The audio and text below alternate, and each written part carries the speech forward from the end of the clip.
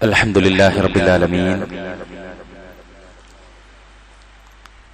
الذي هدانا لهذا وما كنا لنهتدي لولا أن هدانا الله. أشهد أن لا إله إلا الله وحده لا شريك له، هو الأول والآخر والظاهر والباطن، وهو على كل شيء قدير. وأشهد أن نبينا وحبيبنا محمد صلى الله عليه وسلم وعلى آله وصحبه وسلم تسليما كثيرا، بلغ الرسالة وأدى الأمانة ونصح الأمة.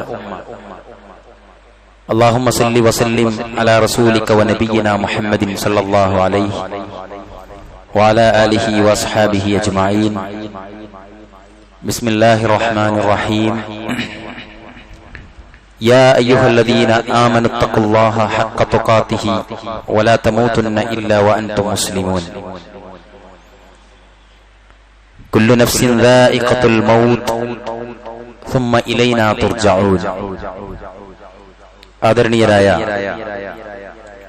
സത്യവിശ്വാസികളെ, സഹോദരിമാരെ, അല്ലാഹു സുബ്ഹാനഹു വ തആലയുടെ അതിമഹത്തായ തൗഫീഖിനാൽ പരമാവധി നന്മകളിൽ സമയം ചെലവഴിക്കാൻ പരിശ്രമിക്കുന്ന ആളുകളാണ് നമ്മളെല്ലാവരും. അല്ലാഹു സുബ്ഹാനഹു വ തആല നമ്മളുടെ ശാരീരികമായ ഇടപെടലുകളും സാമ്പത്തികമായ ചെലവഴിക്കലുമെല്ലാം ഏറ്റവും നല്ല നന്മ നിറഞ്ഞ മേഖലകളിൽ അല്ലാഹു ആക്കി തീരുമാറാവട്ടെ. ഏതൊരു ദേഹവും മരണം രുചിക്കുക തന്നെ ചെയ്യുമെന്ന്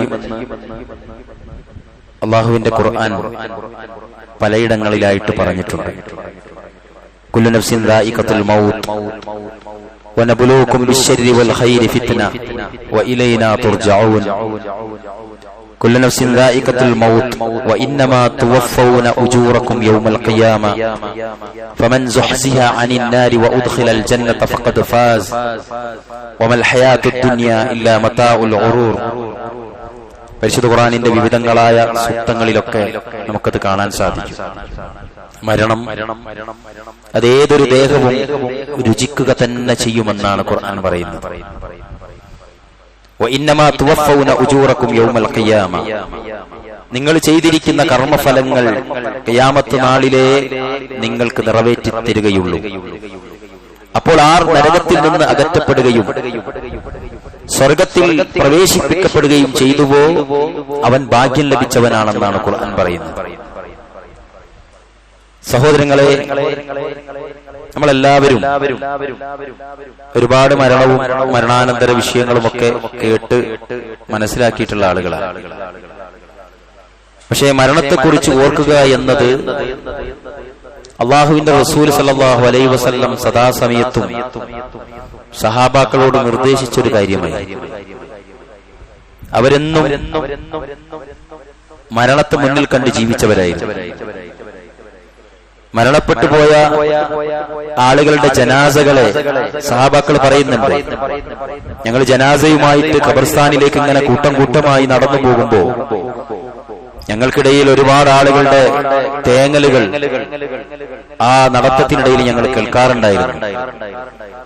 ഒരുപാട് ആളുകൾ ഞെരുങ്ങുന്നതും ആ ഞെരുക്ക ശബ്ദവും നെടുവീർപ്പെടുന്ന ശബ്ദവുമെല്ലാം മയ്യത്തുമായിട്ട് ഇങ്ങനെ ഖബർസ്ഥാനിലേക്ക് ഞങ്ങൾ ഇങ്ങനെ നിശബ്ദമൂകമായ അന്തരീക്ഷത്തിൽ നടന്നു പോകുമ്പോൾ ഞങ്ങൾ കേൾക്കാറുണ്ടായിട്ടുണ്ട്. ജനാസ മറവ് ചെയ്ത് നമ്മൾ അതിനെപ്പറ്റി ചർച്ച ചെയ്യുമ്പോൾ പലരും പറയാറുള്ളത്, അവരോരോരുത്തരും തന്നെ പറയുമായിരുന്നു, ഞങ്ങൾ ആ മരിച്ച വ്യക്തിയെ കുറിച്ച് ഓർത്തിട്ടായിരുന്നില്ല കരഞ്ഞിരുന്നത്. ഞങ്ങൾ ആ മരിച്ച വ്യക്തിയെ ഓർത്തിട്ടോ ഇതെന്റെ വാപ്പയാണല്ലോ, ഇതെന്റെ ആകെയുള്ളൊരു മോനാണല്ലോ, ഇതെനിക്ക് അള്ളാഹു തന്ന ഏക മകളാണല്ലോ എന്നൊന്നും വിചാരിച്ചിട്ടായിരുന്നില്ല അത്ര അവർ കരഞ്ഞിരുന്നത്.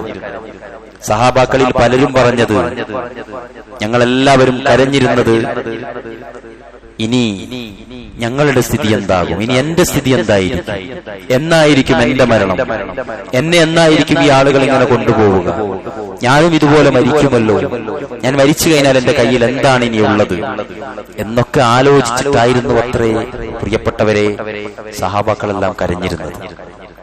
അത്രയും പേടിയുണ്ടായിരുന്നവർക്ക്, മരിക്കാനുള്ള പേടിയായിരുന്നില്ല.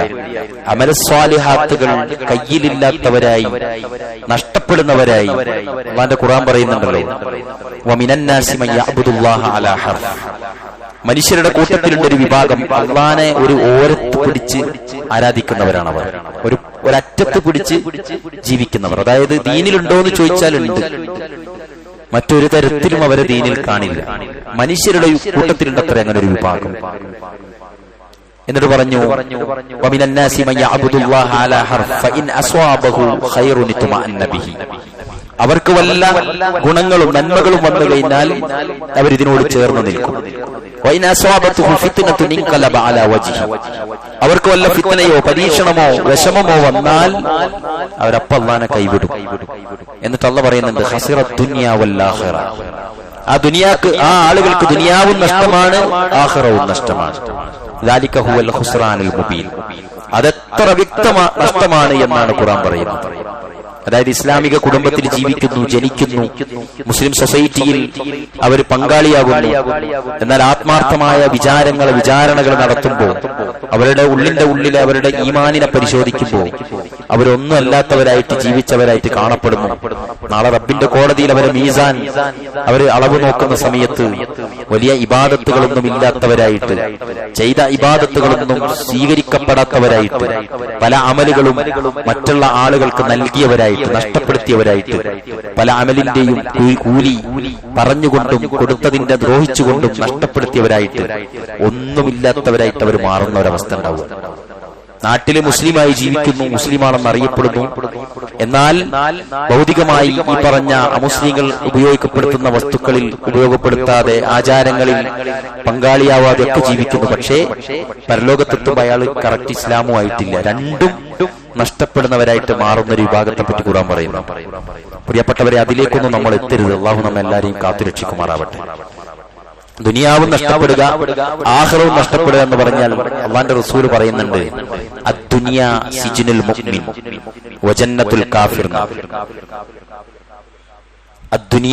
ദുനിയാവ് മുഅ്മിനിന് ജയിലാണ്, വിശ്വാസികൾക്കത് എന്താണ്? നരകം. അതായത് വിശ്വാസികൾക്ക് ജയിലാണ്, കാഫിറുകൾക്ക്, നിഷേധികൾക്ക് അത് സ്വർഗമാണ്.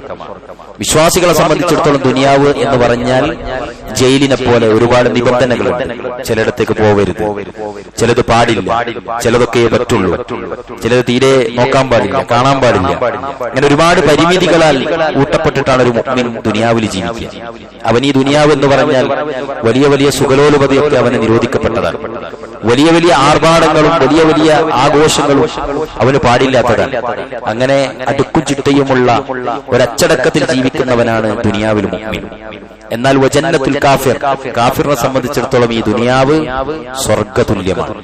എന്തും എത്രയുമാവാം, എങ്ങനെയുമാവാം, എന്ത് ചെയ്താലും പ്രശ്നമല്ലാത്ത വിധം ഒരു അതിർവരമ്പുകളുമില്ലാതെ ഏത് തോന്നിവാസങ്ങൾക്കും അവർക്ക് പങ്കാളിയാവാം, എവിടെ വെച്ചും മദ്യപിക്കാം, എന്തും ചെയ്യാം എന്നിടത്തേക്ക് സ്വതന്ത്രനാണ് ഒരു കാഫിറായ മനുഷ്യൻ. എന്നാൽ തിരിച്ചാണ് പ്രിയപ്പെട്ടവരെ പരലോകത്തെത്തുമ്പോൾ മുഅ്മിനുകളായ ആളുകൾ അവന്റെ വിശാലമായ ജന്നാത്തുൻ നഈമിൽ പ്രവേശിക്കപ്പെടുകയും കാഫിറുകളായ ആളുകൾ മരണത്തോടുകൂടി തന്നെ അവരുടെ ഓരോ ശിക്ഷാമുറകളും ഏറ്റുവാങ്ങുന്നവരായി, നഷ്ടക്കാരായി മാറുകയും ചെയ്യുന്നൊരവസ്ഥയാണ് ഉണ്ടാവുക. അപ്പോൾ സത്യനിഷേധികളായി ജീവിക്കുന്നതിൽ നിന്ന് നമ്മളെല്ലാവരും കരകയറിയവരാണ്, അങ്ങനെ ഇസ്ലാമിലേക്ക് കടന്നു വന്നവരാണ്. ഇനി നമ്മൾ അടുത്ത തലമുറ, അടുത്ത സ്റ്റെപ്പ് നമ്മൾ പോകേണ്ടത് ഈമാനുള്ളവരായിട്ട്, മുഅ്മിനുകളായിട്ട് മാറുക എന്നിടത്തേക്കാണ്. ഒരു പാപവും ചെയ്യാത്തവരായി, ഒരു നന്മയും വിട്ടുപോകാത്തവരായി അല്ലാഹു ഇഷ്ടപ്പെടുന്ന അടിമകളിൽ പെടാൻ പ്രിയപ്പെട്ടവരെ നമുക്കെല്ലാവർക്കും സാധിക്കണം. കാരണം മരണം വന്നു കഴിഞ്ഞാൽ നമ്മളെല്ലാവരും തിരിച്ചു പോകണം. അല്ലാഹുവിന്റെ ഖുർആൻ പറയുന്നുണ്ട്, അൽ മാലു വൽ ബനൂന സീനത്തുൽ ഹയാത്തി ദുനിയ. മുതലും മക്കളും ദുനിയാവിലെ അലങ്കാരങ്ങൾ മാത്രമാണ്. വൽ ബാഖിയാത്തുസ് സ്വാലിഹാത്തു ഖൈറുൻ ഇൻദ റബ്ബിക സവാബൻ വ ഖൈറുൻ അമല. നമ്മളുടെ കയ്യിൽ അല്ലാഹു സുബ്ഹാനഹു വ തആലക്ക് ആവശ്യമുള്ളത് നല്ല കലർപ്പില്ലാത്ത ഇഖ്ലാസുള്ള അമലു സ്വാലിഹാത്ത്. അതാണ് നമുക്ക് രക്ഷക്കെട്ടുക, അതാണ് എന്നും നിലനിൽക്കുക എന്നാണ് ഖുർആൻ പറയുന്നത്. ബാക്കിയെല്ലാം നമ്മളുടെ കയ്യിലുള്ള ഒരു മൊബൈൽ ഫോൺ പോലെ മാത്രം കണ്ടാൽ മതി. ഏത് നിമിഷവും സ്വിച്ച് ഓഫ് ആകുന്ന, ഏത് നിമിഷവും ഡിസ്പ്ലേ പോകുന്ന, ഏത് നിമിഷവും നമുക്ക് നഷ്ടപ്പെടാവുന്ന ഒന്നായിട്ട് മാത്രമാണ് ദുനിയാവിലെ മുതലിനെയും മക്കളെയും നമ്മൾ കാണാവൂ. ബാക്കി എന്നും നിലനിൽക്കുന്നതാവട്ടെ അവരെ എല്ലാം ഒരല്പനേരമെങ്കിലും ത്യജിച്ചും മാറ്റി നിർത്തിയും നമ്മൾ ചെയ്തുകൊണ്ടിരിക്കുന്ന അമലുകളായിരിക്കും നമുക്ക് ഏറ്റവും കൂടുതൽ നമ്മളെ സഹായിക്കാനുണ്ടാവുക എന്ന് പ്രിയപ്പെട്ടവരെ നമ്മളെല്ലാവരും മനസ്സിലാക്കണം. അല്ലാഹുവിന്റെ ഖുർആൻ പറയുന്നുണ്ട്, വത്തഖൂ യൗമൻ തുർജഊന ഫീഹി ഇലല്ലാഹ്. നിങ്ങൾ അല്ലാഹുവിലേക്ക് മടങ്ങുന്ന ദിവസത്തെ നിങ്ങൾ സൂക്ഷിക്കുക. സുമ്മ തുവഫാ കുല്ലു നഫ്സിൻ മാ കസബത്. എല്ലാ ദേഹത്തിനും അത് സമ്പാദിച്ചുണ്ടാക്കിയതിന്റെ പ്രതിഫലം നിറവേറ്റി കൊടുക്കപ്പെടുന്നതാണ് അന്നത്തെ ദിവസം. ആ അല്ലാഹുവിലേക്ക് മടങ്ങുന്ന ദിവസത്തെ നമ്മളെല്ലാവരും സൂക്ഷിക്കണം. കാരണം അന്ന് നമ്മുടെ കൈകളിൽ എന്തുണ്ടോ അതിന്റെ അടിസ്ഥാനത്തിലാണ് നമ്മളുടെ ഭാവി ജീവിതം അല്ലാഹു തീരുമാനിക്കുക. എല്ലാ ആളുകളെയും നരകം കാണിക്കപ്പെടും, എല്ലാവരും നരകം കാണും. എന്നാൽ അതിൽ നിന്ന് ചെറിയ തിന്മകൾ ചെയ്ത ആളുകൾക്ക് നരകത്തിന്റെ സാമ്പിളുകൾ, നരകത്തിന്റെ ചില ശിക്ഷകൾ ഏറ്റുവാങ്ങേണ്ടി വരും. ലാ ഇലാഹ ഇല്ലല്ലാഹ് വിശ്വസിച്ച ആളുകൾക്ക് അവസാനത്തിൽ സ്വർഗത്തിലേക്ക് പ്രവേശിക്കാനുള്ള ഭാഗ്യമുണ്ടാകും. തിന്മകൾ ചെയ്ത ഓരോ ആളുകളെയും അല്ലാഹു സുബ്ഹാനഹു വ തആല തീർച്ചയായിട്ടും ശിക്ഷിക്കുക തന്നെ ചെയ്യും. എന്നാൽ ഒരാളും തന്നെ ഒരനീതിക്കും ആരും എന്ത് ചെയ്യില്ല, ഒരനീതിക്കും പെടുന്ന അവസ്ഥയിൽ ഉണ്ടാവില്ല. എല്ലാവരോടും നീതി തുല്യം അല്ലാഹു വർത്തിക്കും. നമ്മളെല്ലാവരും ആലോചിക്കുക, നമ്മളെ കൂട്ടത്തിലുള്ള ഒരുപാട് ആളുകൾ മരണപ്പെട്ടു പോയിട്ടുണ്ട്. നമ്മുടെ പ്രിയപ്പെട്ട ഉമ്മ, അതുപോലെ നമ്മുടെ പ്രിയപ്പെട്ട പിതാവ്, നമ്മുടെ കൂടെ എപ്പോഴുണ്ടാകുമെങ്കിലും എത്രയും അതിന് ഭംഗി തരുന്ന നമ്മളുടെ മാതാപിതാക്കൾ, അതേപോലെ തന്നെ നമ്മുടെ മക്കൾ നഷ്ടപ്പെട്ട ഒരുപാട് ആളുകളുണ്ട്. സഹോദരന്മാർ നഷ്ടപ്പെട്ടവരുണ്ട്. നമ്മളെന്നും അവരെ ഓർക്കാറുണ്ട്, അവർക്ക് പ്രാർത്ഥിക്കാറുണ്ട്. പ്രിയപ്പെട്ടവരെ, നമ്മെ മാത്രം അല്ലാഹു സുബ്ഹാനഹു വ തആല ബാക്കി നിർത്തും. നമ്മൾ ആരെങ്കിലും ആലോചിച്ചിട്ടുണ്ട്? സൂറത്തു ഹജ്ജില് അല്ലാഹു പറയുന്നുണ്ട്, ഗർഭാശയത്തിലെ പിന്നെ ഒരു കുഞ്ഞിന്റെയും വളർച്ച ഇങ്ങനെ അല്ലാഹു ഇങ്ങനെ പറഞ്ഞിട്ട് അത് രക്തപിണ്ഡമായി, പിന്നെ അത് മാംസപിണ്ഡമായി, പിന്നെ അതൊരു ചെറിയ രൂപമുള്ളതും അല്ലാത്തതുമായ ഒരു അവസ്ഥയിലേക്ക് വന്നു. പിന്നെ അതൊരു ശൈശവ ദശയിലെത്തി. പിന്നെ അതിൽ നിന്ന് പടിപടിയായിട്ട് അത് വളർന്നു, ഒരു ചെറിയ കുഞ്ഞായി രൂപം നൽകി. എന്നിട്ട് അല്ലാഹു പറയുന്നുണ്ട് അവസാനത്തിൽ, വമിൻകും മയ്യുതവഫ വമിൻകും മയ്യുറദ്ദു ഇലാ അർദലിൽ ഉംരി ലകൈ ലാ യഅലമ മിൻ ബഅദി ഇൽമിൻ ശൈഅ. ചില ആളുകൾ അല്ലാഹു വേഗത്തിൽ മരിപ്പിക്കും. ചില ആളുകളെ അല്ലാഹു സുബ്ഹാനഹു വ തആല അങ്ങേയറ്റം വരെ ആയുസ് കൊടുത്തുകൊണ്ട് അല്ലാഹു നിലനിർത്തും. എന്നിട്ട് പറഞ്ഞത് ലികൈലാ യഅലമ മിൻ ബഅദി ഇൽമിൻ ശൈഅ. ഒരു കാലത്ത് അറിവുള്ള, സംസാരശേഷിയുള്ള, നല്ല ഗ്രാഹ്യതയുള്ള മനുഷ്യൻ വയസ്സായിട്ട് അയാൾ പറയുന്നത് എന്താന്ന് പോലും തിരിച്ചറിയാത്ത വിധം അയാൾക്ക് ആയുസ് നൽകുന്നു. അത്തും വിത്തും എന്നൊക്കെ നമ്മൾ പറയില്ലേ, പറയുന്നത് അയാൾക്കോ നമുക്കോ മനസ്സിലാകാത്ത അത്ര എന്താ പറയാ, പിന്നെ ബുദ്ധിയും ഓർമ്മശക്തിയൊക്കെ നഷ്ടപ്പെട്ട് അവരങ്ങേയറ്റം വരെ ചില ആളുകൾക്ക് അല്ലാഹു ആയുസ് നൽകുന്നു. എന്നാൽ ചില ആളുകളെ അല്ലാഹു പറഞ്ഞത് വമിൻകും മയ്യുതവഫ, പെട്ടെന്ന് മരിപ്പിക്കും. ഒരു പ്രതീക്ഷയുമില്ലാതെ, ഒരു കണക്കുകൂട്ടലും ഇല്ലാത്ത മരണങ്ങളായിട്ട് അവർ മാറും. ഒരിക്കലും നമ്മൾ പ്രതീക്ഷിക്കാത്ത ഞെട്ടലുണ്ടാക്കുന്ന മരണങ്ങൾ. കൊറോണയിലൊക്കെ വയസ്സായ ആളുകൾ കൊറോണ പിടിച്ച് ഓരോ നാട്ടുപുറത്തുനിന്നും അവരെങ്ങനെ ആംബുലൻസിൽ കൊണ്ടുപോയി ഏകാന്തമായ ഓരോ വാർഡുകളിലേക്കും അവരെ കിടത്തി. അവരെ നോക്കാനൊന്നും വല്ലാത്ത ആളുകളില്ലാതെ സദാസമയത്തും മക്കളെ വിളിച്ച് പേടിച്ച് ജീവിച്ച് രോഗിയായി ജീവിച്ച ഉമ്മക്കൊക്കെ കൊറോണ ബാധിച്ചിട്ട് അവരെ കൊണ്ടുപോയി ഓരോ വാർഡിലടക്കി അവർ ഭീതി കൊണ്ടും പ്രയാസങ്ങൾ കൊണ്ടും മരണപ്പെടുമെന്നൊക്കെ നമ്മൾ ഉറപ്പിച്ചിങ്ങനെ പുറത്തു നിൽക്കുമ്പോഴാണ് നമ്മുടെ വീട്ടിലുള്ള കൊറോണ ഇല്ലാത്ത ആരോഗ്യമുള്ള യുവാവ് ആക്സിഡന്റിൽ മരിക്കുന്നത്. അവരെ കൊണ്ടുപോയി ആക്കിയ ആളുകൾ അറ്റാക്കായി മരിക്കുന്നത്. ഒരു വിഭാഗം ആളുകൾ കൊറോണ പിടിച്ച് അങ്ങേയറ്റം എത്തിയിട്ട് അവർ തിരിച്ചു വരുമ്പോൾ അവരെ കൊണ്ടുപോയി ആക്കിയ ആളുകളെ വീട്ടിൽ അവരില്ല, അവർ മരണപ്പെട്ടു എന്നറിയുന്ന അവസ്ഥയൊക്കെ നമ്മുടെ നാട്ടിലൊക്കെ നടന്നിട്ടുണ്ട്. മരണത്തിന് പ്രിയപ്പെട്ടവരെ പ്രായമില്ല. മരണത്തിന് ആരോഗ്യനഷ്ടത്തിന്റെ ആവശ്യമില്ല. മരണത്തിന് വാർദ്ധക്യത്തിന്റെ ആവശ്യമില്ല. മരണമെന്നത് ഏത് നിമിഷവും കടന്നു വരും. അള്ളാന്റെ ഖുർആൻ പറയുന്നുണ്ട്, എന്താ, നാളെ എന്താണ് സംഭവിക്കുക എന്ന് നിങ്ങൾക്കറിയില്ല. വമാ തദ്രി നഫ്സും മാദാ തക്സിബു ഗദൻ. നാളെ എന്താണ് സംഭവിക്കുക എന്ന് നിങ്ങൾക്കറിയില്ല. വമാ തദ്രി നഫ്സും ബിഅയ്യി അർളിൻ തമൂത്. നിങ്ങൾ ഏത് ഭൂമിയിൽ വെച്ചാണ് മരിക്കുക എന്നും നിങ്ങൾക്കറിയില്ല എന്ന് അള്ളാന്റെ ഖുർആൻ പറയുന്നു. മഹാനായ അബൂദറുൽ ഗഫാരി, ആ അബൂദറുൽ ഗഫാരിയുടെ മരണത്തെപ്പറ്റി അള്ളാന്റെ റസൂൽ പറയുന്നുണ്ട്. ഇസ്ലാം സ്വീകരിച്ച് ഏകനായി ഗഫാർ ഗോത്രത്തിൽ നിന്ന് ബഹുദൂരം നടന്ന് അള്ളാന്റെ റസൂലിന്റെ പള്ളിയിൽ മക്കത്ത് വന്നിട്ട് കഅബാലയത്തിന്റെ കില്ലയുടെ ഓരത്ത് ഒളിഞ്ഞും തെളിഞ്ഞും നിന്ന് താമസിച്ച് റസൂലുള്ളാന്റെ ക്ലാസുകൾ കേട്ട് ഇസ്ലാം സ്വീകരിച്ച സഹാബിയാണ് അബൂദറുൽ ഗഫാരി. എന്നിട്ട് ഇസ്ലാം അള്ളാന്റെ റസൂൽ കണ്ടു. സഹാബാക്കൾ പിടിച്ചുകൊണ്ടുപോയി റസൂലുള്ളാന്റെ അടുക്കലേക്ക് കൊണ്ടുവന്നു. പ്രവാചകൻ ചോദിക്കുന്നുണ്ട്, എത്ര ദിവസമായി അബൂദർ ഇവിടെ? അബൂദറുൽ ഗഫാരി പറഞ്ഞു, അന്ന് ജുന്ദ് എന്നാണ് പേര്, ജുന്ദുബ്നു ജുനാദ എന്നാണ് യഥാർത്ഥ പേര് സഹാബിയുടെ. അള്ളാന്റെ റസൂലെ 30 ദിവസങ്ങളായി ഞാനിവിടെ. പ്രവാചകൻ അത്ഭുതം ഉണ്ടായി. പ്രവാചകൻ ചോദിച്ചു, 30 ദിവസം ഭക്ഷണവും പാനീയവും ഒക്കെ? അബൂദറുൽ ഗഫാരി പറഞ്ഞു, അള്ളാന്റെ റസൂലെ, ഇവിടെയുള്ള സംസം കുടിച്ചിട്ടാണ് ഞാൻ ഈ 30 ദിവസവും ഇവിടെ കൂടിയിട്ടുള്ളത് എന്ന് പറഞ്ഞു. എന്നാൽ റസൂലുള്ളാഹിക്ക് ബൈഅത്ത് ചെയ്തിട്ട് പ്രവാചകനോട് പറയുന്നുണ്ട്, അസ്ലിനി ദാഇയൻ ഇലാ ഖൗമി. അള്ളാന്റെ റസൂലെ, എന്റെ സമുദായത്തിലേക്ക് എന്നെ ദായിയായിട്ട്, പ്രബോധകനായിട്ട് അയക്കണം എന്ന് പറഞ്ഞു. ബൈഅത്ത് ചെയ്ത് മക്കത്ത് പള്ളിയുടെ പുറത്തേക്ക് വന്നപ്പോ 2 സ്ത്രീകള് ഒരു പശുവിന്റെ രൂപത്തെ ആരാധിക്കുന്നത് കണ്ടപ്പോ അവരോട് ദാവത്തിന് പോയതാണ്. അവരുടെ ആളുകൾ വന്ന് അടിച്ച് എന്താ പറയാ, പിന്നെ വലിയ പരിക്കേൽപ്പിച്ചു. അങ്ങനെ ഒരു പരുവത്തിലായി. ആ ആളെയും കൊണ്ട് സഹാബി വരികയാണ് അള്ളാന്റെ റസൂലിന്റെ അടുക്കലേക്ക്. പ്രവാചകൻ പറഞ്ഞു, അബൂദർ ശ്രദ്ധിക്കണം. അങ്ങനെ ആ ആരോഗ്യം വീണ്ടെടുത്ത് വീണ്ടും പോവാണ്. അടുത്ത ആളെ കണ്ടപ്പോ അവരെ ലാ ഇലാഹ ഇല്ലല്ലാഹിലേക്ക് ക്ഷണിച്ചു. ക്ഷുഭിതനായ അവര് വീണ്ടും ഇയാളെ ആക്രമിച്ചു. അബൂദറുൽ ഗഫാരിയെ വീണ്ടും കൊണ്ടുവന്നു. അബൂദറുൽ ഗഫാരിയോട് അവസാനം നിവൃത്തിയില്ലാതെ റസൂൽ പറഞ്ഞു, അബൂദറേ, നിങ്ങൾ നാട്ടിലേക്ക് പോയിക്കോളി. അങ്ങനെ നാട്ടിലേക്ക് പറഞ്ഞയച്ചതാണ്. ഞാനിവിടെ മുമ്പ് പറഞ്ഞിട്ടുണ്ടെന്നാണ് എന്റെ ഓർമ്മ. കുറച്ചു കാലം കഴിഞ്ഞ ഒരു യുദ്ധവേളയിൽ അള്ളാന്റെ റസൂലും സഹാബികളും യുദ്ധമുഖത്ത് ശത്രുക്കളെയും കാത്ത് ഇങ്ങനെ ടെന്റുകളിൽ വിശ്രമിക്കുന്ന സമയത്തുണ്ട് ഒരു ചെറിയ വെളിച്ചം, ഒരു വെള്ളിപ്പൊട്ട് ഇങ്ങനെ കാണുക. അബൂബക്കർ സിദ്ദീഖ്, ഉമർ ഇബ്നു ഖത്താബ്, അബ്ദുല്ലാഹി ഇബ്നു മസ്ഊദ് ഒക്കെ എഴുന്നേറ്റ് നിന്ന് ആരാന്നിങ്ങനെ നോക്കാൻ വേണ്ടിയിട്ട് ജാഗ്രതയിൽ നിൽക്കുമ്പോ ഒരു മെലിഞ്ഞ കാലുള്ള ഒരു മെലിഞ്ഞ മനുഷ്യൻ ഇങ്ങനെ നടന്നു വരുന്നത് കാണും. വെളിച്ചം കൃത്യമായ തലത്തിലെത്തിയപ്പോൾ അള്ളാന്റെ റസൂലിന് മനസ്സിലായി അബൂദറുൽ ഗഫാരിയ. സലാം ചൊല്ലിയിട്ട് അബൂദറുൽ ഗഫാരി വന്നിട്ട് അള്ളാന്റെ റസൂലിനോട് പറഞ്ഞു, അള്ളാന്റെ റസൂലേ, ഞാനാണിത്, അബൂദറുൽ ഗഫാരിയ.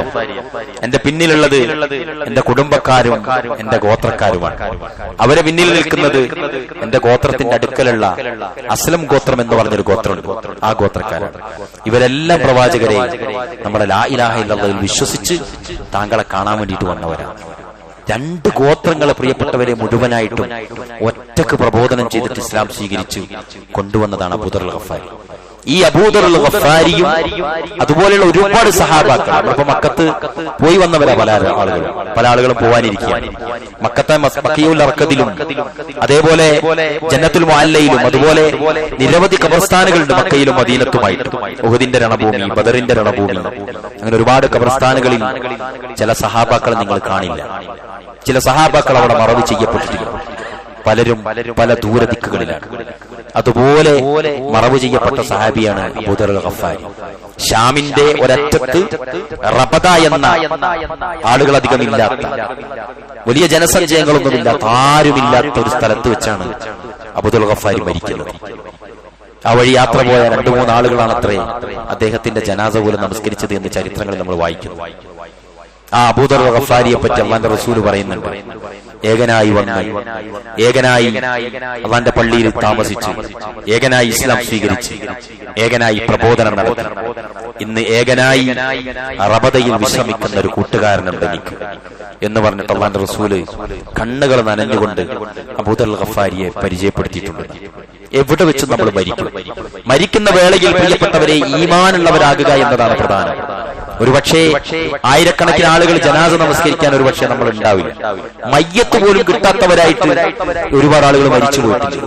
ആളുകൾക്ക് നമസ്കരിക്കാൻ കഴിയാത്തവരായിട്ട്, ആളുകൾക്ക് കഫൻ പുടവയിൽ തുന്നിച്ചേർക്കാൻ കഴിയാത്തവരായിട്ട്, അല്ലേ?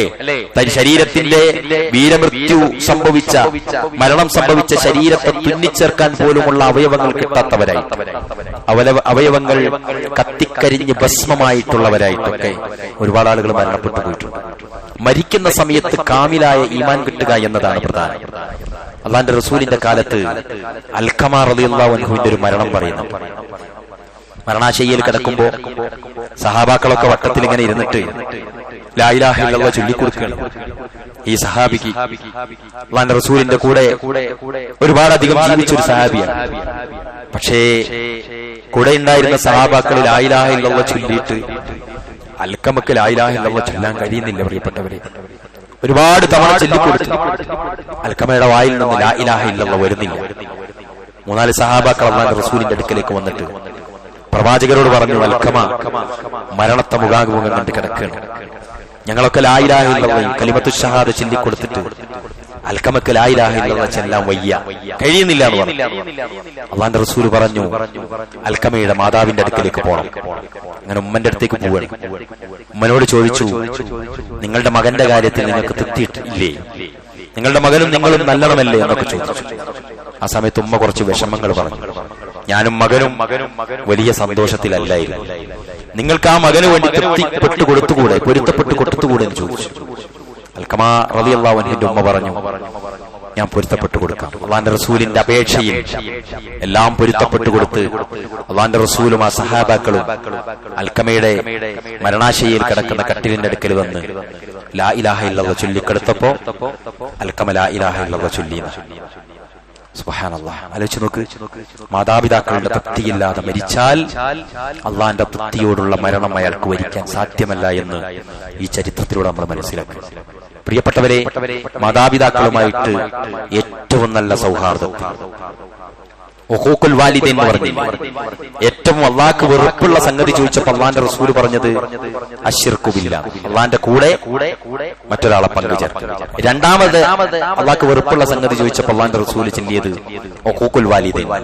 ഉഖൂഖുൽ വാലിദൈൻ ആക്ക എന്ന് പറഞ്ഞാൽ അറുത്തുന, നമ്മൾ അഖീഖ എന്ന് പറയുന്നില്ല, നമ്മുടെ കുഞ്ഞിന് അള്ളാഹു നൽകിയതിന് സന്തോഷത്തോടെ പകരം ഒരു ആട്ടിനെ അറുത്തു കൊടുക്കുന്നതിനാണ് അഖീഖ എന്ന് പറയുക. ആക്ക എന്ന പദമാണ് ഉഖൂഖുൽ വാലിദൈൻ എന്നിടത്ത് അറബിയിൽ അല്ലാഹുവിന്റെ റസൂൽ പ്രയോഗിച്ചത്. ശരിക്കെന്താ? മാതാപിതാക്കളെ ഉപദ്രവിക്കുക എന്ന് പറഞ്ഞാൽ മാതാപിതാക്കളെ കൊല്ലുക എന്നുള്ള പ്രയോഗമാണ് അറബിയിൽ പ്രയോഗിച്ചിട്ടുള്ളത്. ഒരിക്കലും നമ്മുടെ കയ്യിൽ നിന്ന് അത് ഉണ്ടാവരുത്. മാതാപിതാക്കളെ ഉപദ്രവിച്ച മനുഷ്യന് മരണം മുതൽ അങ്ങോട്ട് പ്രയാസം തന്നെയായിരിക്കും. ഭൗതിക ജീവിതത്തിൽ ബുദ്ധിമുട്ടുകൾ തന്നെയായിരിക്കും. അവരുടെ പ്രാർത്ഥനയും തൃപ്തിയും ലഭിച്ചിട്ടില്ലെങ്കിൽ ഒരു ബറക്കാത്തും ലഭിക്കാത്ത അവസ്ഥയിലേക്ക് അയാളുടെ ജീവിതം. പ്രിയപ്പെട്ട മക്കളെല്ലാവരും ശ്രദ്ധിക്കുക. നമ്മളുടെ കൂടെ നമുക്ക് ഏറ്റവും കൂടുതൽ വേണ്ടപ്പെട്ടവരായിട്ട് ഒരുപാട് ആളുകൾ, ഇഷ്ടപ്പെട്ട കൂട്ടുകാർ, സഹപാഠികളുണ്ട്, ഇഷ്ടപ്പെട്ട ചങ്ങാതിമാരുണ്ട്, ഇഷ്ടപ്പെട്ട അധ്യാപകരുണ്ട്, ഇഷ്ടപ്പെട്ട അയൽവാസികളുണ്ട്. അവരെ പോലെ ഒരാളായിട്ടായിരിക്കും ഒരുപക്ഷെ നമ്മൾ മാതാപിതാക്കളെ കണ്ടിട്ടുണ്ടാവുക. യഥാർത്ഥത്തിൽ സഹപാഠികൾ ഇങ്ങനെ മാറി മറിയുന്ന നിങ്ങൾ കാണാം. 8ാം ക്ലാസ്സിലെ ഫ്രണ്ട്ഷിപ്പ് അല്ല 9ാം ക്ലാസ്സിൽ, 9ാം ക്ലാസ്സിലെ ഫ്രണ്ട്ഷിപ്പ് അല്ല 10ൽ, ആ 10ലെ ഫ്രണ്ട്ഷിപ്പ് അല്ല ഹോസ്റ്റൽ മുറികളിൽ, ഹോസ്റ്റൽ മുറികളിലെ ഫ്രണ്ട്ഷിപ്പ് അല്ല ജോലി സ്ഥലങ്ങളിൽ. അതൊരിങ്ങനെ മാറിക്കൊണ്ടിരിക്കുമ്പോഴും മാറാത്ത 2 കഥാപാത്രമുണ്ട്. നമ്മള് പൈതലായി കുഞ്ഞായി നിൽക്കുന്ന സമയത്തും, കുട്ടിയായി ജീവിച്ച സമയത്തും, യുവാവായി ജീവിച്ച സമയത്തും, ദമ്പതികളോടൊപ്പം വിവാഹിതരായി ജീവിച്ച സമയത്തും, ജോലിക്കാരനായും തൊഴിലാളിയായും മുതലാളിയായും ആസ്തിയുള്ളവനായും ഒക്കെ ജീവിച്ച കാലത്തും 2 കഥാപാത്രങ്ങൾ അവരുടെ വേഷം മാറാതെ നമ്മളെ കൂടെ ജീവിച്ചിട്ടുണ്ട്. അവരാണ് നമ്മുടെ മാതാപിതാക്കൾ. അവരുള്ളതുപോലെ ഒരു ഫ്രണ്ട്സിനെയും നമുക്ക് കിട്ടില്ല. അവർ ജീവിച്ചത് നമുക്ക് വേണ്ടിയിട്ടാണ്. നമ്മുടെ ഫ്രണ്ട്സ് ജീവിച്ചത് ഒരിക്കലും നമുക്ക് വേണ്ടിയിട്ടല്ല, ആവില്ല. ഇവർ ജീവിക്കുന്നതും ചെലവഴിച്ചതും നമുക്ക് വേണ്ടിയിട്ടാണ്. അവരുടെ ഗർഭാശയത്തിൽ അവർ നമ്മളെ കൊണ്ടു നടന്നത് അതെത്ര പ്രയാസപ്പെട്ടിട്ടായിരുന്നു എന്ന് മനസ്സിലാക്കാൻ ഒരുപക്ഷെ നമ്മളൊക്കെ വിവാഹം കഴിക്കുന്നത് വരെ നമ്മൾ കാത്തിക്കേണ്ടിയിരുന്നു. നമ്മുടെ ഭാര്യ ഗർഭിണിയാകുന്നത് വരെ കാത്തിരിക്കേണ്ടി വരും. അന്നായിരിക്കും അടുത്ത് ഒരു പ്രഭാഷണത്തിൽ ഞാൻ കേട്ടിട്ടുണ്ട്, വിവാഹം കഴിഞ്ഞ് ഭാര്യ ഗർഭിണിയായ സമയത്ത് തന്റെ ഉമ്മ വിചാരിച്ചത്രേ, അയാൾക്ക് സാധാരണയാണല്ലോ ഒരു ഉമ്മക്ക് ഒരു മോന്റെ കല്യാണം കഴിയുമ്പോ ഉമ്മ കുറച്ച് അകലുമോ എന്നൊരു ടെൻഷൻ ഉമ്മമാർക്ക് വരാറുണ്ട്. എന്റെ സ്ഥാനത്ത് ഒരു പെണ്ണിന് വരാൻ പോവാൻ, ചായക്ക് വേണ്ടി എന്നെ വിളിച്ച മോന് ഇനി ചായക്ക് വേണ്ടി അവളെയാണ് വിളിക്കുക. അയൺ ചെയ്യാൻ എന്നെ ഏൽപ്പിച്ച മോന് അയൺ ചെയ്യാൻ ഇനി ആ ഭാര്യയെ ഏൽപ്പിക്കുക. എല്ലാം കൊണ്ട് ഉമ്മ ഒരു രണ്ടാമത്തെ സ്റ്റെപ്പിലേക്ക് പിറകോട്ട് പോയി എന്ന് ചിന്തിക്കുന്നവരാണ് നമ്മുടെ ഉമ്മമാര് കല്യാണ സമയത്ത്. ഇതുപോലൊരു ഉമ്മ പ്രയാസത്തിലിരിക്കവേ ഉമ്മ അങ്ങനെ ചിന്തിച്ചു അത്രേ. അവൾ ഗർഭിണിയായി. ഇനി അവന് ഏറ്റവും സ്നേഹവും അവളോടായിരിക്കും, ഏറ്റവും കടപ്പാടും അവളോടായിരിക്കും. അവൻ കൂടുതൽ സമയം ചെലവഴിക്കുക, അവൻ കൂടുതൽ ഖിദ്മത്ത് എടുക്കുക, സേവനം അനുഷ്ഠിക്കുക അവളോടൊപ്പമായിരിക്കും. പക്ഷേ ഈ യുവാവ് ഗർഭാശയ കാലത്തെ പ്രയാസങ്ങൾ ഓരോന്നും കാണുമ്പോൾ ഈ യുവാവ് ഉമ്മാന്റെ അടുത്ത് പോയി കിടക്കാൻ തുടങ്ങി. ഉമ്മാനെ കെട്ടിപ്പിടിക്കാനും ഉമ്മാക്ക് വേണ്ടി പ്രാർത്ഥിക്കുവാനും ഉമ്മാക്ക് വേണ്ടി ഖിദ്മത്ത് എടുക്കുവാനും ഉമ്മാനെ വല്ലാതെ സ്നേഹിക്കുവാനും തുടങ്ങിയപ്പോ ഉമ്മ ചോദിച്ചോത്രേ, എന്താ നിനക്ക് പറ്റിയത്? ഇത്രയും കാലം ഇല്ലാത്തൊരു സ്നേഹം എന്താണെന്ന് ചോദിച്ചപ്പോ ഈ യുവാവ് പറഞ്ഞത്രേ, ഉമ്മ, നിങ്ങൾ എന്നെ ഗർഭം ചുമന്ന അന്ന് നിങ്ങൾ ബുദ്ധിമുട്ടിയത് ഞാൻ അറിഞ്ഞിട്ടില്ലായിരുന്നു. പലയിടങ്ങളിൽ കേട്ടാലും വായിച്ചാലും അതിന്റെ വ്യാപ്തി ഞാൻ മനസ്സിലാക്കിയിട്ടില്ലായിരുന്നു. ഇന്ന് നിങ്ങൾ എനിക്ക് വിവാഹം കഴിച്ചു തന്ന ഞങ്ങളുടെ മകൾ, എന്റെ ഭാര്യ, അവൾ ഗർഭ സമയത്ത് പ്രയാസത്തിന്റെ മേൽ പ്രയാസം, വഹനൻ അല അവഹൻ, അത് നേർക്ക് നേരെ കാണുമ്പോ ഞാൻ ഉമ്മനെ ഓർക്കുകയാണ്. എത്ര ആളുകൾക്ക് വേണ്ടി, എത്ര മക്കൾക്ക് വേണ്ടി ഇതുപോലെ നിങ്ങൾ പ്രയാസപ്പെട്ടിട്ടുണ്ടാകുമെന്ന് ആലോചിച്ചിട്ടാണ് എനിക്ക് നിങ്ങളോട് കൂടുതൽ അടുപ്പം വന്നത് എന്ന് ഈ മകൻ പറഞ്ഞു. പ്രിയപ്പെട്ടവരെ, മരിക്കുന്നതിന്റെ മുമ്പ് സമ്പൂർണമായ തൃപ്തി നമുക്ക് എല്ലാവർക്കും ഉണ്ടാകണം. കുട്ടികൾ കുറെ ഉള്ളത് കൊണ്ട് ഞാനൊരു ചരിത്രം പറയാണ്. അബ്ദുല്ലാഹി ഇബ്നു മുബാറക്, അല്ലാഹുവിന്റെ റസൂൽ സല്ലല്ലാഹു അലൈഹി വസല്ലമയുടെ പ്രിയപ്പെട്ട ഭാര്യ അബൂബക്കർ സിദ്ദീഖിന്റെ മകൾ ആയിഷ ബീവി റളിയല്ലാഹു അൻഹയുടെ സഹോദരി അസ്മാ ബീവിയുടെ പുത്രനാണ് അബ്ദുല്ലാഹി ഇബ്നു മുബാറക്. അബ്ദുല്ലാഹി ഇബ്നു സുബൈർ, അബ്ദുല്ലാഹി ഇബ്നു സുബൈർ. ഈ അബ്ദുല്ലാഹി ഇബ്നു സുബൈർ ഒരു യുദ്ധമുഖത്തേക്ക് അല്ലാഹുവിന്റെ റസൂൽ എല്ലാരെയും ക്ഷണിച്ച സമയത്ത് ഈ അസ്മാ ബീവി റളിയല്ലാഹു അൻഹ മകനോട് പറയുന്നുണ്ട്, യുദ്ധത്തിന് നീയും പോണെന്ന് പറഞ്ഞു. അസ്മാ ബീവിക്ക് ഒരു പ്രത്യേകത ഉണ്ടായിരുന്നു. 100 വയസ്സിലധികം ജീവിച്ച സഹാബി വനിതയായിരുന്നു. അവസാന കാലത്ത് വൃദ്ധയായതോടുകൂടി 2 കണ്ണുകളുടെയും കാഴ്ച നഷ്ടപ്പെട്ട് അന്ധയായി ജീവിച്ച സഹാബി വനിതയായിരുന്നു അബൂബക്കർ സിദ്ദീഖിന്റെ മൂത്ത പുത്രി അസ്മാ ബീവി. ഈ അസ്മാ ബീവിക്കുണ്ടായ മകനാണ് അബ്ദുല്ലാഹി ഇബ്നു സുബൈർ. ഈ അബ്ദുല്ലാഹി ഇബ്നു സുബൈറിനെ യുദ്ധത്തിന് പോണെന്ന് പറഞ്ഞ് ഉമ്മ നിർബന്ധിച്ചപ്പോ അബ്ദുല്ലാഹി ഇബ്നു സുബൈർ പറഞ്ഞു, ഉമ്മ ഞാൻ പോകുന്നില്ല, എനിക്ക് പേടിയുണ്ട്. കാരണം എന്റെ ഈ ശത്രുക്കൾ എന്നെ വല്ലാതെ നോട്ട് ചെയ്തിട്ടുണ്ട്, അവർ എന്നെ ഉപദ്രവിക്കും. അപ്പൊ ഉമ്മ പറഞ്ഞു, ഭയങ്കര ഭയാണല്ലോ നിനക്ക്. നിരവധി ആളുകൾ റസൂലുള്ളാഹിന്റെ കൂടെ ഇങ്ങനെ പോവാണ്. കുറെ ആളുകൾ കാലുകൾ ഇങ്ങനെ അപ്പം വിരലിൽ ഇങ്ങനെ നീർത്തി വെച്ചിട്ട് വലുതായിട്ടുണ്ടെന്ന് കാണിച്ചിട്ട് ഒരുപാട് ആളുകൾ സെലക്ഷൻ നേടിയിട്ടുണ്ട്. ആ സമയത്താണ് നീ ഇങ്ങനെ മടി കാണിക്കുന്നത് ചോദിച്ചു. അബ്ദുല്ലാഹി ഇബ്നു സുബൈർ പറഞ്ഞു, ഉമ്മ, ശത്രുക്കൾ എന്നെ നോട്ടം ഇട്ടിട്ടുണ്ട്, അവരെന്നെ കൊല്ലുമെന്ന് മാത്രമല്ല അവരെന്നെ കെട്ടിത്തൂക്കും, അവരെന്റെ ഓരോ അവയവവും മുറിച്ചെടുക്കുക തന്നെ ചെയ്യും ഉമ്മ, അവരെന്റെ തൊലി ഉരിഞ്ഞെടുക്കും, അത് ഉറപ്പാണുമ്മ എന്ന് പറഞ്ഞു. അസ്മാ ബീവി പറഞ്ഞു, മോനെ, അള്ളാന്റെ റസൂല് വിളിച്ചെടുത്തേക്ക്, നീ എന്തായാലും പോണെന്ന് പറഞ്ഞു. അങ്ങനെ ശരീരത്തിൽ ഇങ്ങനെ കെട്ടിപ്പിടിച്ച സമയത്ത് ശരീരത്തിൽ ഒരു പടച്ചത്തൊക്കെ ധരിച്ചിട്ടാ അബ്ദുല്ലാഹി ഇബ്നു സുബൈർ ഉള്ളത്.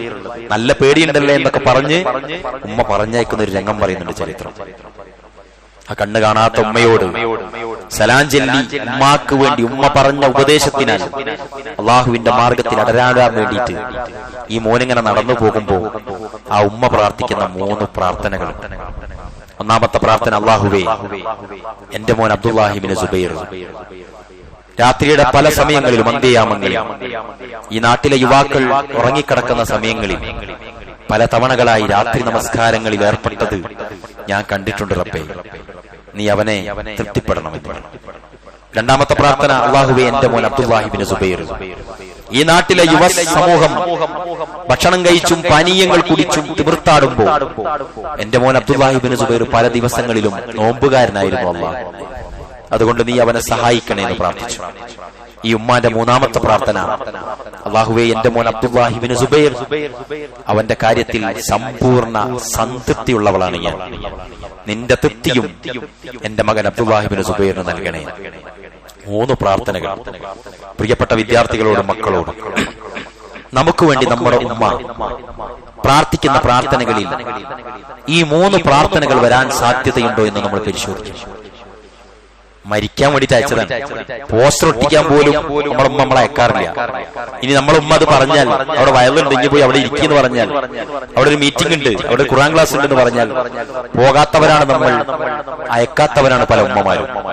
ഇവിടെ ഉമ്മ അയക്കുന്നു. എന്തിനെന്നറിയോ? 2-1 യുദ്ധമുഖം എന്ന് പറഞ്ഞാൽ, ഒന്നുകിൽ തിരിച്ചു വരും, അല്ലെങ്കിൽ മരണപ്പെട്ടു. അങ്ങനെ പ്രാർത്ഥിച്ച ഈ 3 പ്രാർത്ഥനകൾ പ്രിയപ്പെട്ട ഉമ്മമാരെ നമുക്ക് പ്രാർത്ഥിക്കാൻ സാധിക്കുമോ? അങ്ങനെയുള്ള മക്കളെ നമ്മൾ പോറ്റി വളർത്തിയിട്ടുണ്ടോ എന്നാണ് ഒന്നാമത്തെ ചോദ്യം. രണ്ടാമത്തെ ചോദ്യം മക്കളോടാണ്. ഈ 3 പ്രാർത്ഥനകളിൽ 3 പ്രാർത്ഥനയും ലഭിക്കാൻ മാത്രമുള്ള ക്വാളിറ്റി നമുക്കുണ്ടോ? നമസ്കാരങ്ങൾ കൃത്യമായി അനുഷ്ഠിച്ചത് സാക്ഷിയായിക്കൊണ്ട് ഉമ്മ പറയുന്ന ഒരവസ്ഥ, രാത്രിയുടെ അന്ത്യയാമങ്ങളിൽ നമസ്കരിച്ചത് നാട്ടുകാർ കാണില്ല എന്ന് നമുക്കറിയാം, പക്ഷെ നമ്മളെ ഉമ്മ ഒരു പക്ഷെ കണ്ടിട്ടുണ്ടാകും. അതേപോലെ നോമ്പ്, ആർക്കും നമ്മൾ നോമ്പുകാരാന്ന് പറയാൻ പറ്റും, പക്ഷെ നമ്മൾ യഥാർത്ഥത്തിൽ നോമ്പ് നോച്ചിട്ടുണ്ടോ എന്ന് ഏറ്റവും കൂടുതൽ പറയാൻ കഴിയുന്ന ഒരു മനുഷ്യൻ നമ്മളെ ഉമ്മയായിരിക്കും. നോമ്പെടുത്ത ആളുകൾ ഉമ്മാന്റെ എടുക്കലിൽ, ഉമ്മാന്റെ നൽകലിലായിരിക്കും നോമ്പെടുത്തിട്ടുണ്ടാകും. നോമ്പ് മുറിച്ച ആളുകൾ ഉമ്മ നൽകിയ ഭക്ഷണം കഴിച്ചിട്ടായിരിക്കും നോമ്പ് മുറിച്ചിട്ടുണ്ടാകും. അങ്ങനെയൊക്കെ നോക്കുമ്പോൾ ഉമ്മാക്ക് അതുപോലെ പറയാൻ സാധിക്കും. മൂന്നാമത്തത് ഈ ഉമ്മാന്റെ തൃപ്തിയാണ്. നേരത്തെ അൽക്കമർ റളിയല്ലാഹു അൻഹു കുടുങ്ങിയതുപോലെ കുടുങ്ങാതിരിക്കാൻ പ്രിയപ്പെട്ടവരെ നമുക്ക് കഴിയണം. അള്ളാഹുവിന്റെ അടുക്കൽ ഏത് നിമിഷവും നമ്മൾ മരണപ്പെട്ടേക്കാം. ആ യുദ്ധത്തിൽ എന്താ സംഭവിച്ചെന്നറിയോ? ആ യുദ്ധത്തിൽ ആ മോൻ മരിക്കുന്നുണ്ട്. അസ്മാ ബീവിയെ യുദ്ധമുഖത്തേക്ക് ഒരാൾ കൈപിടിച്ചു കൊണ്ടുവന്ന് പറഞ്ഞു കൊടുക്കുന്നുണ്ട്, ഇതാ നിങ്ങളുടെ മോന്റെ മൃതശരീരത്തിനടുത്താ നിങ്ങൾ ഉള്ളത്. തൃപ്തിയോടുകൂടി അൽഹംദുലില്ലാ, എന്റെ മോന്റെ കാര്യത്തിൽ ഞാൻ തൃപ്തനാണ്, അള്ളാഹു അവനെ തൃപ്തിപ്പെടട്ടെ എന്ന് പ്രാർത്ഥിച്ചുകൊണ്ട് ഇറനണിഞ്ഞ കണ്ണുകളുമായിട്ടാണ് അത്രേ അസ്മാ ബീവി ആ യുദ്ധമുഖത്ത് നിന്ന് തിരിച്ചു പോകുന്നത്. ഇതുപോലെ ഒരുപാട് ആളുകൾ മരിച്ചിട്ടുണ്ട്. ഹംദല റളിയല്ലാഹു അൻഹു കല്യാണം കഴിഞ്ഞ് ആദ്യ ദിവസം, നമ്മൾ പറയുന്ന ഫസ്റ്റ് നൈറ്റ്, ആദ്യ രാത്രിയിൽ ഭാര്യയോടൊപ്പം സന്തോഷത്തോടെ നിൽക്കുന്ന സമയത്ത് വിളിവരികയാണ്, ശത്രുക്കൾ വന്നിട്ടുണ്ട്, യുദ്ധമുഖത്തേക്ക് പുറപ്പെടും. അള്ളാന്റെ റസൂൽ വിളിച്ചതാണ്. ദൂതം വന്ന് എല്ലാ വീടുകളിലും വന്ന് പറഞ്ഞപ്പോ ഹംദല റളിയല്ലാഹു അൻഹു പറഞ്ഞു ഭാര്യയോട്, റസൂലുള്ളാഹി വിളിച്ചിട്ടുണ്ട്, അങ്ങോട്ട് പോകണം. നവവധുവിനെയും ഋതുമതിയായ ആ ഭാര്യയെയും വിട്ടേച്ച് യുദ്ധമുഖത്തേക്ക് പോവാണ് ഹംദല റളിയല്ലാഹു അൻഹു. എന്താ ഉണ്ടായത്? ആ യുദ്ധത്തിൽ ഹംദല മരിക്കുന്നു. മരണം അങ്ങനെയാണ് പ്രിയപ്പെട്ടവർ. മരിക്കുന്ന സമയത്ത് കാമിലായ മരണം മരിക്കാൻ നമുക്ക് എല്ലാവർക്കും സാധിക്കണം. മരിക്കുന്ന സമയത്ത് ഈമാനുള്ളവരായി മരിക്കാൻ നമുക്ക് കഴിയണം. എങ്കിൽ നരകത്തിൽ നിന്ന് രക്ഷപ്പെടുന്നവരായി നമുക്ക് മാറാൻ സാധിക്കും. മരണം മുഖാമുഖം കാണുന്ന വേളയിൽ നമുക്ക് കാമിലായ ഈമാനോടുകൂടി മരിക്കണമെങ്കിൽ അമലസ്വാലിഹാത്തുകളാണ് പ്രധാനം. വലിയ സംവിധാനങ്ങളുടെ ഹോസ്പിറ്റലിൽ നിന്നുകൊണ്ടൊന്നും ലാ ഇലാഹ ഇല്ലല്ലാഹ് ചെല്ലാനൊന്നും എളുപ്പമുണ്ടാവില്ല. അമലസ്വാലിഹാത്തുണ്ടോ? ഏതെങ്കിലും ഒരു ഗുഹാമുഖത്ത് കുടുങ്ങിയാലും ശരി, പൊട്ടി തകർന്നു പോയ ഒരു ബിൽഡിങ്ങിന്റെ ഉള്ളിൽ കുടുങ്ങിയാലും ശരി, ഏറ്റവും നല്ല മരണം വരിക്കാൻ അയാൾക്ക് സാധിക്കുമെന്ന്. അങ്ങനെയുള്ള നല്ല മരണങ്ങൾ അല്ലാഹുവിന്റെ റസൂൽ സല്ലല്ലാഹു അലൈഹി വസല്ലം നമുക്ക് പഠിപ്പിച്ചു തന്നിട്ടുണ്ട്. ഒരുപാട് തരം മരണങ്ങളിൽ നല്ല മരണങ്ങൾ അല്ലാഹുവിന്റെ റസൂൽ നമുക്ക് പരിചയപ്പെടുത്തി തന്നിട്ടുണ്ട് പ്രിയപ്പെട്ടവരെ. അങ്ങനെയുള്ള നല്ല മരണങ്ങൾ വരിക്കാൻ നമുക്ക് എല്ലാവർക്കും സാധിക്കേണ്ടതുണ്ട്. അങ്ങനെയുള്ള നല്ല മരണം വരിച്ചാലേ നാളെ പരലോകത്തും ഖബറിലും അതേപോലെ മഹ്ശറിലും അള്ളാഹു ഇഷ്ടപ്പെടുന്നവരായി നമുക്ക് നാളെ ഉയർത്തെഴുന്നേൽപ്പിന്റെ നാളിൽ പ്രകാശപൂരിതമായ ഒരു ലോകത്ത്, നമുക്ക് അർശിന്റെ തണൽ ലഭിക്കുന്ന ഒരു ലോകത്ത്, അള്ളാഹു ഇഷ്ടപ്പെടുന്ന അടിമകൾ ഉണ്ടാകുന്ന ഒരു ലോകത്ത് ഒരുമിച്ച് കൂടാനും സ്വർഗം പുൽകാനും പ്രിയപ്പെട്ടവരെ നമുക്ക് സാധിക്കുകയുണ്ട്. നല്ല മരണം എന്ന് പറഞ്ഞാൽ ഒന്നാമതായി പ്രവാചകൻ സല്ലല്ലാഹു അലൈഹി വസല്ലം പഠിപ്പിച്ച മരണം ഷഹാദത്ത് കലിമ ചൊല്ലി മരിക്കുന്ന മരണമാണ്. മരിക്കുന്ന വേളയിൽ അഷ്ഹദു അല്ലാ ഇലാഹ ഇല്ലല്ലാഹ് വ അഷ്ഹദു അന്ന മുഹമ്മദർ റസൂലുള്ളാഹ് എന്ന് മനസ്സിൽ തട്ടി, ഹൃദയത്തിൽ തട്ടി ആത്മാർത്ഥമായിട്ട് പറയുന്ന മരണം. അല്ലാഹുവിന്റെ റസൂൽ മുആദ് ഇബ്നു ജബൽ ഉദ്ധരിക്കുന്ന ഹദീസിൽ പറയുന്നുണ്ട്, മൻ കാന ആഖിറു കലാമിഹി ലാ ഇലാഹ ഇല്ലല്ലാഹ് ദഖലൽ ജന്ന. ഒരാളുടെ അവസാന വാചകം ലാ ഇലാഹ ഇല്ലല്ലാഹ് ആയിരുന്നാൽ അവൻ സ്വർഗത്തിൽ പ്രവേശിച്ചു എന്ന് അബൂദാവൂദ് ഉദ്ധരിക്കുന്ന ഹദീസിൽ കാണുന്നു. രണ്ടാമത്തെ ഒരു നല്ല മരണമാണ് പ്രിയപ്പെട്ടവരെ നെറ്റിത്തടങ്ങൾ വിയർത്തുകൊണ്ടുള്ള മരണം. عن بريدة أنه كان بخرساني فؤاد أخا له وهو مريض. അള്ളാന്റെ റസൂൽ സല്ലല്ലാഹു അലൈഹി വസല്ലമയുടെ കാലത്ത് ബുറൈദ ഇബ്നു ഹുസൈബിൽ നിന്ന് നിവേദനം, അദ്ദേഹം ഖുറാസാൻ എന്ന സ്ഥലത്തായിരുന്നു. അപ്പോൾ രോഗിയായ തന്റെ ഒരു സഹോദരനെ അദ്ദേഹം സന്ദർശിച്ചു.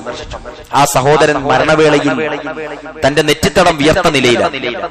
അപ്പോൾ ബുറൈദ റളിയല്ലാഹു അൻഹു പറഞ്ഞു, അല്ലാഹു അക്ബർ, അല്ലാഹുവിന്റെ റസൂൽ സല്ലല്ലാഹു അലൈഹി വസല്ലം പറയുന്നതായി ഞാൻ കേട്ടിട്ടുണ്ട്, മൗത്തുൽ മുഅ്മിനു ബിഅറഖിൽ ജബീൻ, മുഅ്മിനിന്റെ മരണം നെറ്റിത്തടം വിയർത്തുകൊണ്ടായിരിക്കുമെന്ന് റസൂലുള്ളാഹി സ്വല്ലല്ലാഹു അലൈഹി വസല്ലം പറഞ്ഞതായി കേട്ടിട്ടുണ്ട് എന്ന് അഹ്മദ് ഉദ്ധരിച്ച ഹദീസിൽ അദ്ദേഹം പറയുന്നു. മറ്റൊരു മരണമാണ് വെള്ളിയാഴ്ച രാവിലോ വെള്ളിയാഴ്ച പകലിലോ മരണപ്പെട്ടത്. നമ്മളെല്ലാവരും ശ്രദ്ധിക്കേണ്ടത്, മറ്റു ദിവസങ്ങളിലുള്ള മരണപ്പെട്ട ആളുകൾ മോശം മരണം ഒന്നും ഇതിനർത്ഥമില്ല. വ്യത്യസ്ത മരണങ്ങളിലെ ചില മരണങ്ങളുടെ പ്രാധാന്യങ്ങൾ മാത്രമാണ് റസൂലുള്ളാഹി ഉദ്ദേശിച്ചിട്ടുള്ളത്. അബ്ദുല്ലാഹി ഇബ്നു അംറിൽ നിന്ന് ഉദ്ധരിക്കുന്നു, മാ മിൻ മുസ്ലിമിൻ യമൂതു യൗമൽ ജുമുഅ ഔ ലൈലത്തുൽ ജുമുഅ ഇല്ലാ വഖാത്തുല്ലാഹി ഫിത്നത്തുൽ ഖബ്ർ. അബ്ദുല്ലാഹി ഇബ്നു അംറിൽ നിന്ന് ഉദ്ധരിക്കുന്നു, അല്ലാഹുവിന്റെ റസൂൽ സല്ലല്ലാഹു അലൈഹി വസല്ലം പറഞ്ഞു, വെള്ളിയാഴ്ച ദിനം അല്ലെങ്കിൽ വെള്ളിയാഴ്ച രാവിലെ മരണപ്പെടുന്ന ഒരു മുസ്ലിമുമില്ല, അല്ലാഹു അദ്ദേഹത്തിന്റെ ഖബറിന്റെ പരീക്ഷണത്തിൽ നിന്ന് സംരക്ഷിക്കാതെ, അതായത് ഖബറിൽ നിന്ന് അവർ സംരക്ഷിക്കപ്പെടുമെന്നാണ്. നാലാമത്തെ മരണം പ്രിയപ്പെട്ടവരെ, സൽപ്രവൃത്തിയിലായിരിക്കെ മരണപ്പെട്ട, സൽക്കർമ്മങ്ങൾ ചെയ്തുകൊണ്ടിരിക്കെ മരണപ്പെട്ട. നമുക്കറിയാം ഒരുപാട് സംഭവങ്ങൾ. ഉംറ നിർവഹിച്ചുകൊണ്ടിരിക്കവേ, ഹജ്ജ് നിർവഹിച്ചുകൊണ്ടിരിക്കവേ, ജുമായിൽ പങ്കെടുത്തുകൊണ്ടിരിക്കവേ, നമസ്കാരത്തിൽ പങ്കെടുത്തു. ഞാൻ കഴിഞ്ഞാഴ്ച പറഞ്ഞില്ലേ, ഖുതുബ കഴിഞ്ഞ് അദ്ദേഹത്തിന് എന്തായി, അന്ന് പരലോകമായിരുന്നു വിഷയം. അദ്ദേഹത്തിന് വല്ലാത്തൊരു പ്രയാസം ഉണ്ടായി, വായിൽ നിന്നൊക്കെ നൊര വന്നു, സൊഫിൽ കിടന്നിട്ട് ഇങ്ങനെ പെടഞ്ഞു. ആരാന്നൊന്നും ആ വള്ളിയിൽ ആർക്കും അറിയില്ല. കണ്ണൂർ സിറ്റിയിലായിരുന്നു നടന്നത്. നമസ്കാരം കഴിഞ്ഞ് എല്ലാവരും ഇങ്ങനെ അപസ്മാരാണാക്കോന്ന് വിചാരിച്ചു അതൊക്കെ ചെയ്തു, റുഖിയ ചെയ്തു ചില ആളുകൾ. അങ്ങനെ അദ്ദേഹത്തെ എടുത്തു കൊണ്ടുപോയി. അദ്ദേഹം വഴിമധ്യേ വെച്ച് മരണപ്പെട്ടു. ആളുകള് പലതും പറഞ്ഞു. ഖത്തീബ് പേടിപ്പിച്ച് കൊന്നതാന്ന് വരെ പറഞ്ഞ ആളുകൾ. യഥാർത്ഥത്തിൽ എപ്പോഴാണ് നമ്മൾ മരിക്കുക എന്ന് അറിയില്ല പ്രിയപ്പെട്ടവരെ.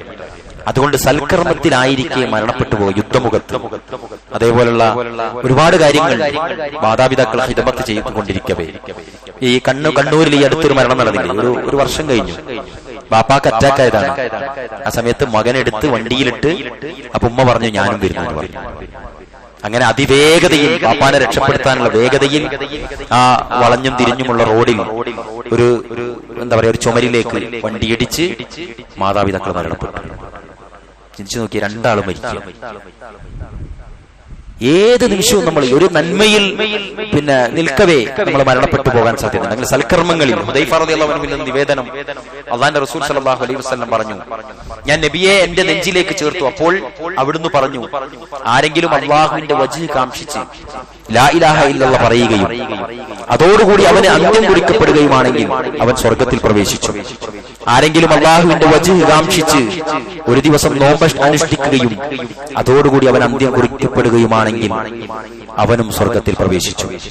ആരെങ്കിലും അല്ലാഹുവിന്റെ വജ്ഹ് ഉദ്ദേശിച്ച് ഒരു സ്വതക്ക നൽകുകയും അതോടുകൂടി അവന്റെ അന്ത്യം കുറിക്കപ്പെടുകയുമാണെങ്കിൽ അവനും സ്വർഗത്തിൽ പ്രവേശിച്ചു എന്ന് മുസ്നദ് അഹ്മദിൽ റിപ്പോർട്ട് ചെയ്യുന്ന ഹദീസിൽ കാണാൻ സാധിക്കും. പ്രിയപ്പെട്ടവരെ, ആത്മാർത്ഥമായ കലർപ്പില്ലാത്ത ഒരു ചെറിയ തിന്മ പോലും, ഒരു കണിക ന്യൂനത പോലും ഇല്ലാത്ത ഒരു നോമ്പുകാരനായിരിക്കെ മരണപ്പെട്ടാൽ അയാൾക്ക് സ്വർഗമാണെന്ന് മുഹമ്മദ് മുസ്തഫ സ്വല്ലല്ലാഹു അലൈഹി വസല്ലം. ഞാൻ നേരത്തെ പറഞ്ഞില്ലേ, ശിവാജി നഗറിലുള്ള നമ്മുടെ പ്രവർത്തകന്റെ പിതാവ് നല്ല സജീവമായിട്ട് തൊട്ടു മുന്നത്തെ ദിവസങ്ങളിൽ വരെ അദ്ദേഹത്തോട് സംസാരിച്ച ആളുകൾ ഉണ്ടായിരുന്നു. അത്ര പ്രത്യേകമായ രോഗങ്ങളൊന്നും ഉണ്ടായിട്ടില്ലായിരുന്നു. അത്ര നോമ്പുകാരനായിരിക്കെ ആണ് അദ്ദേഹത്തിന്റെ മരണമെങ്കിൽ അല്ലാഹു സുബ്ഹാനഹു വ തആല അദ്ദേഹത്തിന് സ്വർഗം നൽകി അനുഗ്രഹിക്കുമാറാവട്ടെ. ഏതായാലും നല്ല മരണങ്ങൾക്ക് ഉദാത്തമായ പ്രതിഫലമാണ് പ്രവാചകൻ നമുക്ക് പഠിപ്പിച്ചു തരുന്നത്. ഇനി ഒരാൾ അള്ളാന്റെ മാർഗത്തിൽ രക്തസാക്ഷിത്വം വരിച്ചാൽ, ولا تحسبن الذين قتلوا في سبيل الله امواتا بل احياء عند ربهم يرزقون എന്നാ ഖുർആൻ പറഞ്ഞത്. എന്താ പറഞ്ഞത്? അല്ലാഹുവിന്റെ മാർഗ്ഗത്തിൽ കൊല്ലപ്പെട്ടവരെ മരിച്ചുപോയവരായിട്ട് നീ ഗണിക്കരുത്. എന്നാൽ അവർ അവരുടെ രക്ഷിതാവിന്റെ അടുക്കൽ ജീവിച്ചിരിക്കുന്നവരാണ്. അവർക്ക് ഉപജീവനം നൽകപ്പെട്ടിരിക്കുന്നു. അല്ലാഹു തന്റെ അനുഗ്രഹത്തിൽ നിന്ന് അവർക്ക് നൽകിയതുകൊണ്ട് അവർ സന്തുഷ്ടരായിരിക്കും. തങ്ങളോടൊപ്പം വന്നു ചേർത്തിട്ടില്ലാത്ത തങ്ങളുടെ പിന്നിൽ ഇഹലോകത്ത് കഴിയുന്ന വിശ്വാസികളെ പറ്റി അവർക്ക് യാതൊന്നും ഭയപ്പെടാനോ ദുഃഖിക്കാനോ ഇല്ലെന്നോർത്ത് അവർ സന്തോഷമടയുന്നു.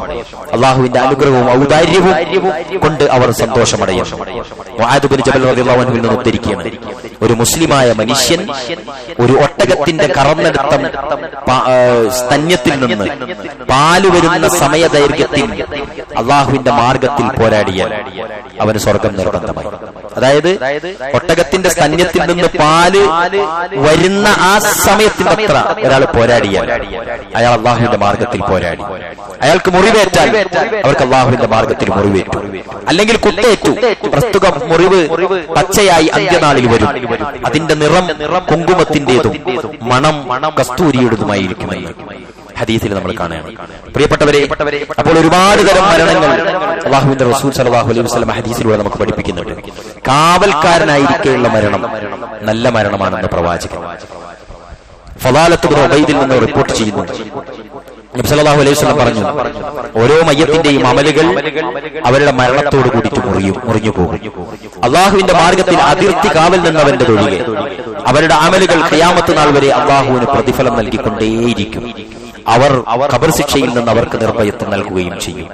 അള്ളാന്റെ റസൂൽ സല്ലല്ലാഹു അലൈഹി വസല്ലം പറയാം, സൽമാൻ റളിയല്ലാഹു അൻഹുവിൽ നിന്ന് ഉദ്ധരിക്കുന്ന റസൂൽ പറഞ്ഞു, ഒരു രാവും ഒരു പകലും അതിർത്തിയിൽ കാവൽ നിൽക്കലാണ് ഒരു മാസത്തെ നോമ്പിനേക്കാളും നമസ്കാരത്തെക്കാളും ശ്രേഷ്ഠം. അയാൾ മരണപ്പെട്ടാൽ താൻ ചെയ്തിരുന്ന കർമ്മങ്ങൾ അയാൾക്ക് തുടർന്നും കിട്ടിക്കൊണ്ടേയിരിക്കും.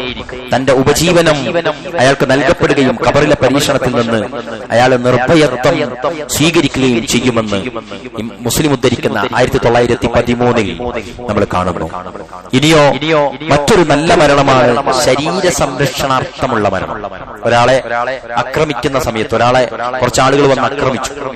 ആ ആക്രമിക്കുന്നതിന് പ്രതിരോധം തീർക്കുന്നതിനിടയിൽ അയാൾ മരണപ്പെട്ടാൽ അതും നല്ല മരണമാണെന്ന് റസൂലുള്ളാഹ്. അതേപോലെ കുടുംബ സംരക്ഷണാർത്ഥമുള്ള മരണം, കുടുംബത്തെ ആക്രമിക്കാൻ ഒരാൾ വന്നാൽ അവിടെയാണ് ഇസ്ലാം പ്രതിരോധത്തെ നമുക്ക് അനുവദിച്ചു തരുന്നത്. പ്രതിരോധം എന്ന് പറഞ്ഞാൽ നമ്മുടെ വീട്ടിൽ ഒരാൾ വന്ന് അല്ലെങ്കിൽ ഒരു സംഘം വന്ന് ആക്രമിക്കുമ്പോൾ നമുക്ക് വീട്ടിലുള്ള എന്തും എടുത്ത് അവരെ പ്രതിരോധിക്കാം, അവരെ തിരിച്ചക്രമിക്കാം. അതിനിടയിൽ നമ്മൾ മരിച്ചാൽ നമുക്ക് സ്വർഗമാണെന്ന് റസൂലുള്ളാഹി സ്വല്ലല്ലാഹു അലൈഹി വസല്ലം.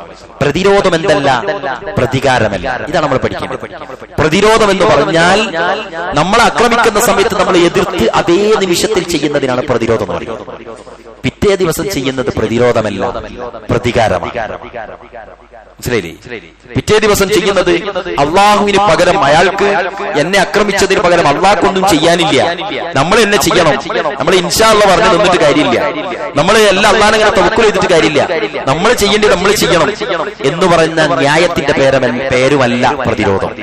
പ്രതിരോധം എന്ന് പറഞ്ഞാൽ അതാത് സമയങ്ങളിൽ അവനവന് എല്ലാം അനുവദിച്ചുകൊണ്ട് ഇസ്ലാം അനുവദിച്ചിട്ടുള്ള ഒരു പ്രക്രിയയാണ് പ്രതിരോധം. ആ സമയത്ത് നമുക്ക് എന്തെടുത്ത് പ്രതിരോധിക്കാം. അത് കഴിഞ്ഞാൽ പിന്നെന്തായി? പ്രതികാരം. കാത്തു നിന്ന് ദിവസം നിശ്ചയിച്ച് ടൈം നിശ്ചയിച്ച് ആളെ ഏർപ്പാടാക്കി ഒളിച്ചു നിന്ന് അതൊന്നും പ്രതിരോധമല്ല പ്രിയപ്പെട്ടവരെ. ആത്മാർത്ഥമായിട്ട് നമ്മൾ നോമ്പുകാരാണല്ലോ, ആത്മാർത്ഥമായിട്ട് നമ്മൾ മനസ്സിലാക്കുക, പ്രതിരോധവും പ്രതികാരവും രണ്ടും രണ്ടറ്റത്താണ്. അപ്പോൾ നമ്മുടെ കുടുംബ സംവിധാനത്തെ, കുടുംബ സംരക്ഷണത്തെ ഒരാള് അത് എന്ത് ചെയ്യാണ്, നെഞ്ചേറ്റിക്കൊണ്ട് പ്രതിരോധിക്കുന്ന വേളയിൽ അയാൾ മരണമടിഞ്ഞാൽ അയാൾക്ക് സ്വർഗമാണ്. ഇനിയോ സമ്പത്ത് സംരക്ഷണാർത്ഥമുള്ള പ്രതിരോധം. സമ്പത്ത് സംരക്ഷിക്കുന്നതിനിടയിൽ ഒരാൾ മരണപ്പെട്ടാൽ അത് നല്ല മരണമാണെന്ന് റസൂലുള്ളാഹി. ദീന് സംരക്ഷിക്കുന്നതിന് വേണ്ടിയിട്ട് ഒരാൾ മരണപ്പെട്ടാൽ അത് നല്ല മരണമാണെന്ന് റസൂലുള്ളാഹി സ്വല്ലല്ലാഹു അലൈഹി വസല്ലം അബൂ ജാഫറിൽ നിന്ന് ഉദ്ധരിക്കുന്നു. നബി സല്ലല്ലാഹു അലൈഹി വസല്ലം പറഞ്ഞു, സ്വന്തം സമ്പത്ത് സംരക്ഷിക്കാൻ വേണ്ടി വധിക്കപ്പെട്ടാൽ അയാൾ രക്തസാക്ഷിയാണ്. നമ്മൾ കേട്ടിട്ടില്ലേ, ഗൾഫിലൊക്കെ പണം ഈ സൂപ്പർ മാർക്കറ്റൊക്കെ അടച്ചിട്ട്, നിങ്ങൾക്ക് അറിയാവും ചിലപ്പോൾ, അടച്ചിട്ട് റൂമിലേക്ക് കൊണ്ടുപോകുമ്പോ കൂടെ ഉണ്ടായിരുന്ന ആള്, ഖാദിമായിട്ടുണ്ടായിരുന്ന ആള് അയാളുടെ റൂമിൽ, മുതലാളിയുടെ റൂമിൽ നേരത്തെ തന്നെ വന്ന് ഒളിഞ്ഞിരുന്നിട്ട് ഒക്കെ കൊന്നത് നമ്മൾ കണ്ടിട്ടുണ്ട്.